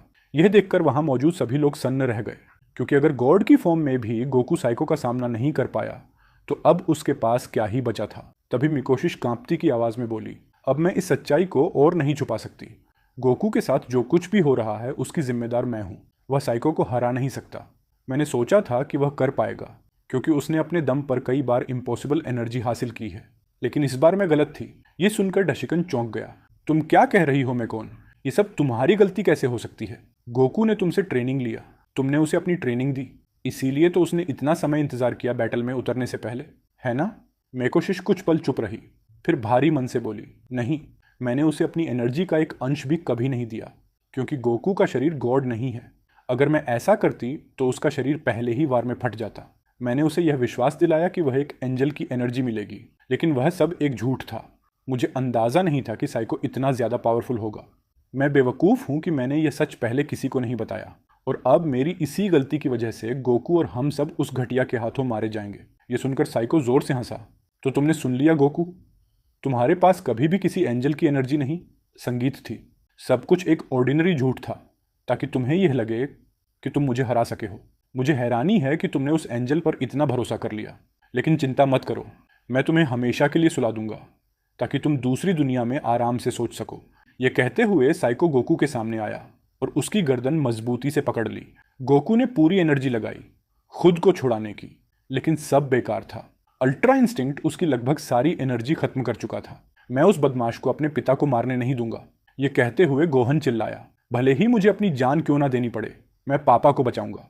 गोहन सुपर सैयन में ट्रांसफॉर्मेशन कर गया और मदद के लिए आगे बढ़ा। लेकिन अगले ही पल साइको ने अपनी एनर्जी से एक खास बैरियर बनाई। वह बैरियर सिर्फ गोकू और साइको को घेरे हुए थी। बाकी कोई भी उसके अंदर ना जा सकता था। गोहन, विजिट, पिकोलो, क्रिलिन, ब्रोली, काबा, कोलिफ्ला, केल, जीरन और टोपो सबने मिलकर उस बैरियर पर हमले किए।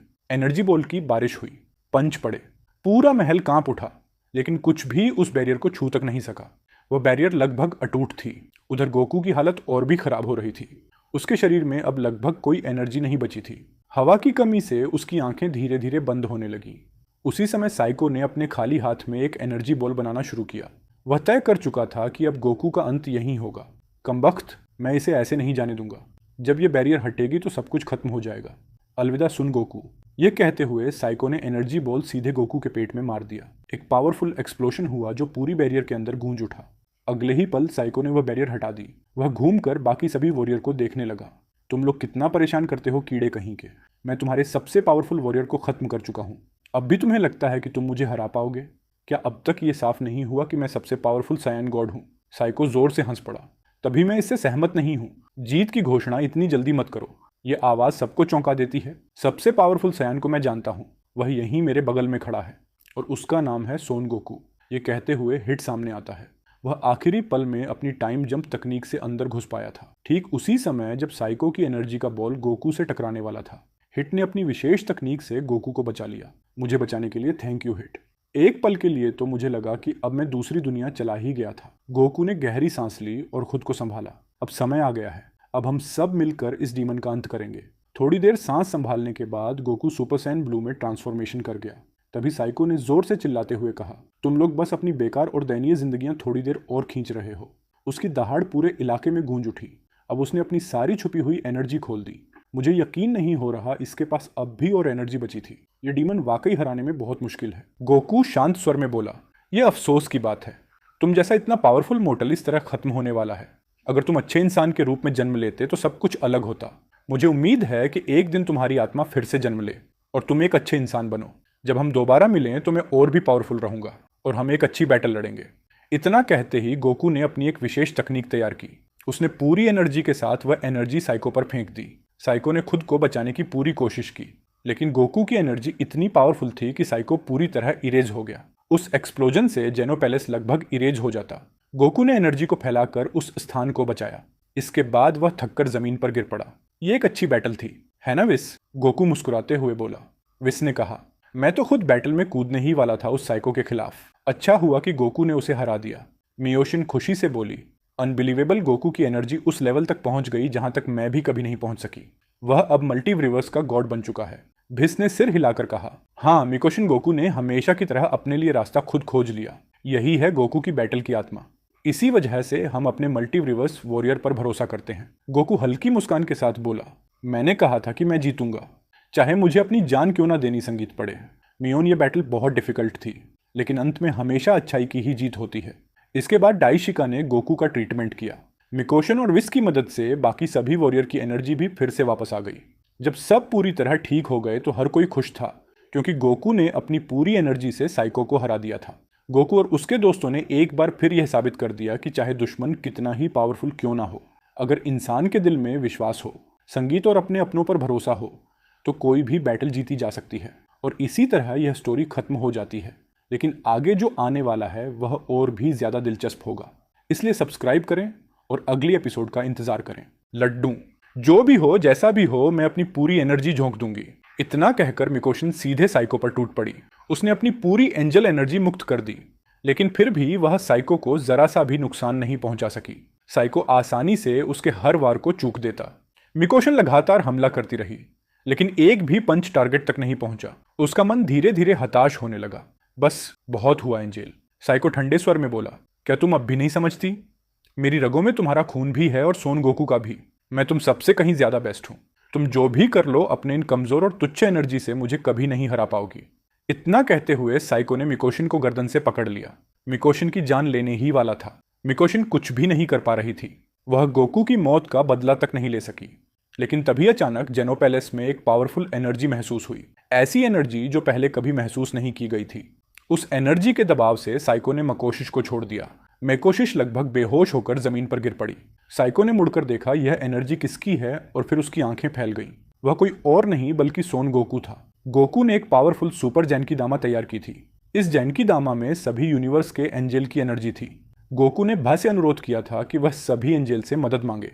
इसके साथ ही गॉड ऑफ डिस्ट्रक्शन, ढाई शिकन और जेनोसामा की एनर्जी भी उसमें शामिल थी। मुझे पूरा यकीन था कि मैंने तुम्हें दिल पर सीधा वार किया था, लेकिन तुम्हें खत्म करना इतना आसान नहीं है। साइको दांत पीसते हुए बोला। मैं तुम्हें हरा कर रहूंगा साइको। गोकू गुस्से में गरज उठा। मैंने कहा था कि मैं तुम्हें हराऊंगा। चाहे मुझे कुछ भी क्यों ना करना पड़े। इतना कहते ही गोकू ने जेनकिदामा की पूरी एनर्जी अपने अंदर समेटनी शुरू कर दी। उसकी एनर्जी तेजी से बढ़ने लगी, इतनी अधिक कि वह सभी मल्टीवर्स के हर मल से कहीं आगे निकल गया, यहाँ तक कि जेनोसामा से भी। गोकू एनर्जी बॉल में गिर गया और उसके साथ साइको भी उसी एनर्जी में संगीत कैद हो गया। बाहर खड़े किसी भी व्यक्ति को यह दिखाई नहीं दे रहा था कि अंदर क्या हो रहा है। इससे भी तुम मुझे नहीं हरा पाओगे, सोन गोकू साइको घमंड से हंसते हुए बोला। तुम मेरे सामने कीड़े से ज्यादा कुछ नहीं हो। मेरी रगों में सबसे पावरफुल एंजल का खून है और तुम्हारा भी। मैं इन्फिनिट का सबसे पावरफुल अस्तित्व हूँ। जो भी हो, जैसा भी हो, मैं अपनी पूरी एनर्जी झोंक दूंगी। इतना कहकर मिकोशन सीधे साइको पर टूट पड़ी। उसने अपनी पूरी एंजल एनर्जी मुक्त कर दी, लेकिन फिर भी वह साइको को जरा सा भी नुकसान नहीं पहुंचा सकी। साइको आसानी से उसके हर वार को चूक देता। मिकोशन लगातार हमला करती रही, लेकिन एक भी पंच टारगेट तक नहीं पहुंचा। उसका मन धीरे धीरे हताश होने लगा। बस बहुत हुआ एंजेल, साइको ठंडे स्वर में बोला। क्या तुम अब भी नहीं समझती? मेरी रगों में तुम्हारा खून भी है और सोन गोकू का भी। मैं तुम सबसे कहीं ज्यादा बेस्ट हूं। तुम जो भी कर लो, अपने इन कमजोर और तुच्छ एनर्जी से मुझे कभी नहीं हरा पाओगी। इतना कहते हुए साइको ने मिकोशन को गर्दन से पकड़ लिया। मिकोशन की जान लेने ही वाला था। मिकोशन कुछ भी नहीं कर पा रही थी। वह गोकू की मौत का बदला तक नहीं ले सकी। लेकिन तभी अचानक जेनो पैलेस में एक पावरफुल एनर्जी महसूस हुई। ऐसी एनर्जी जो पहले कभी महसूस नहीं की गई थी। उस एनर्जी के दबाव से साइको ने मकोशिश को छोड़ दिया। मेकोशिश लगभग बेहोश होकर जमीन पर गिर पड़ी। साइको ने मुड़कर देखा यह एनर्जी किसकी है, और फिर उसकी आंखें फैल गई। वह कोई और नहीं बल्कि सोन गोकू था। गोकू ने एक पावरफुल सुपर जेनकिदामा तैयार की थी। इस जेनकिदामा में सभी यूनिवर्स के एंजल की एनर्जी थी। गोकू ने भा से अनुरोध किया था कि वह सभी एंजल से मदद मांगे। इसके साथ ही गॉड ऑफ डिस्ट्रक्शन, ढाई शिकन और जेनोसामा की एनर्जी भी उसमें शामिल थी। मुझे पूरा यकीन था कि मैंने तुम्हें दिल पर सीधा वार किया था, लेकिन तुम्हें खत्म करना इतना आसान नहीं है। साइको दांत पीसते हुए बोला।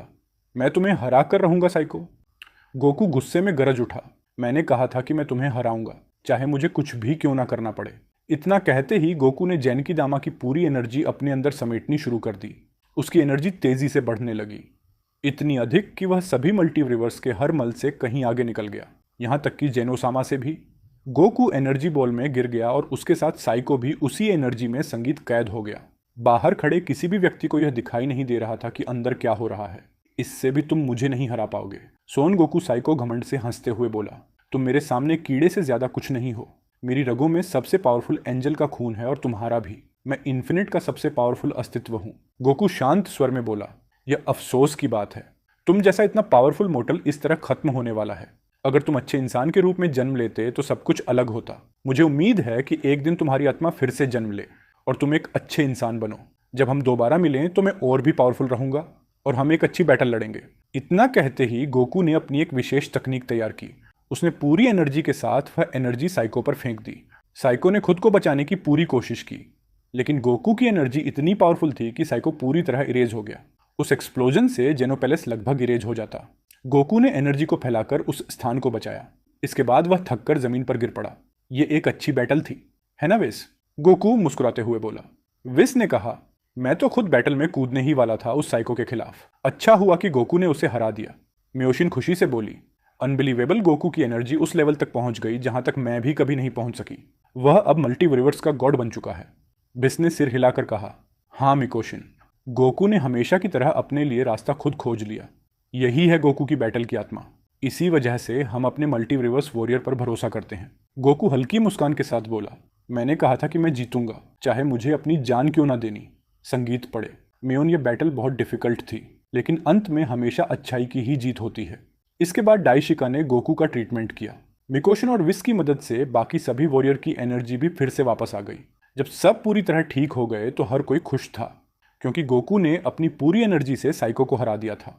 गोकू और उसके दोस्तों ने एक बार फिर यह साबित कर दिया कि चाहे दुश्मन कितना ही पावरफुल क्यों ना हो, अगर इंसान के दिल में विश्वास हो, संगीत और अपने अपनों पर भरोसा हो, तो कोई भी बैटल जीती जा सकती है। और इसी तरह यह स्टोरी खत्म हो जाती है, लेकिन आगे जो आने वाला है वह और भी ज़्यादा दिलचस्प होगा। इसलिए सब्सक्राइब करें और अगली एपिसोड का इंतज़ार करें।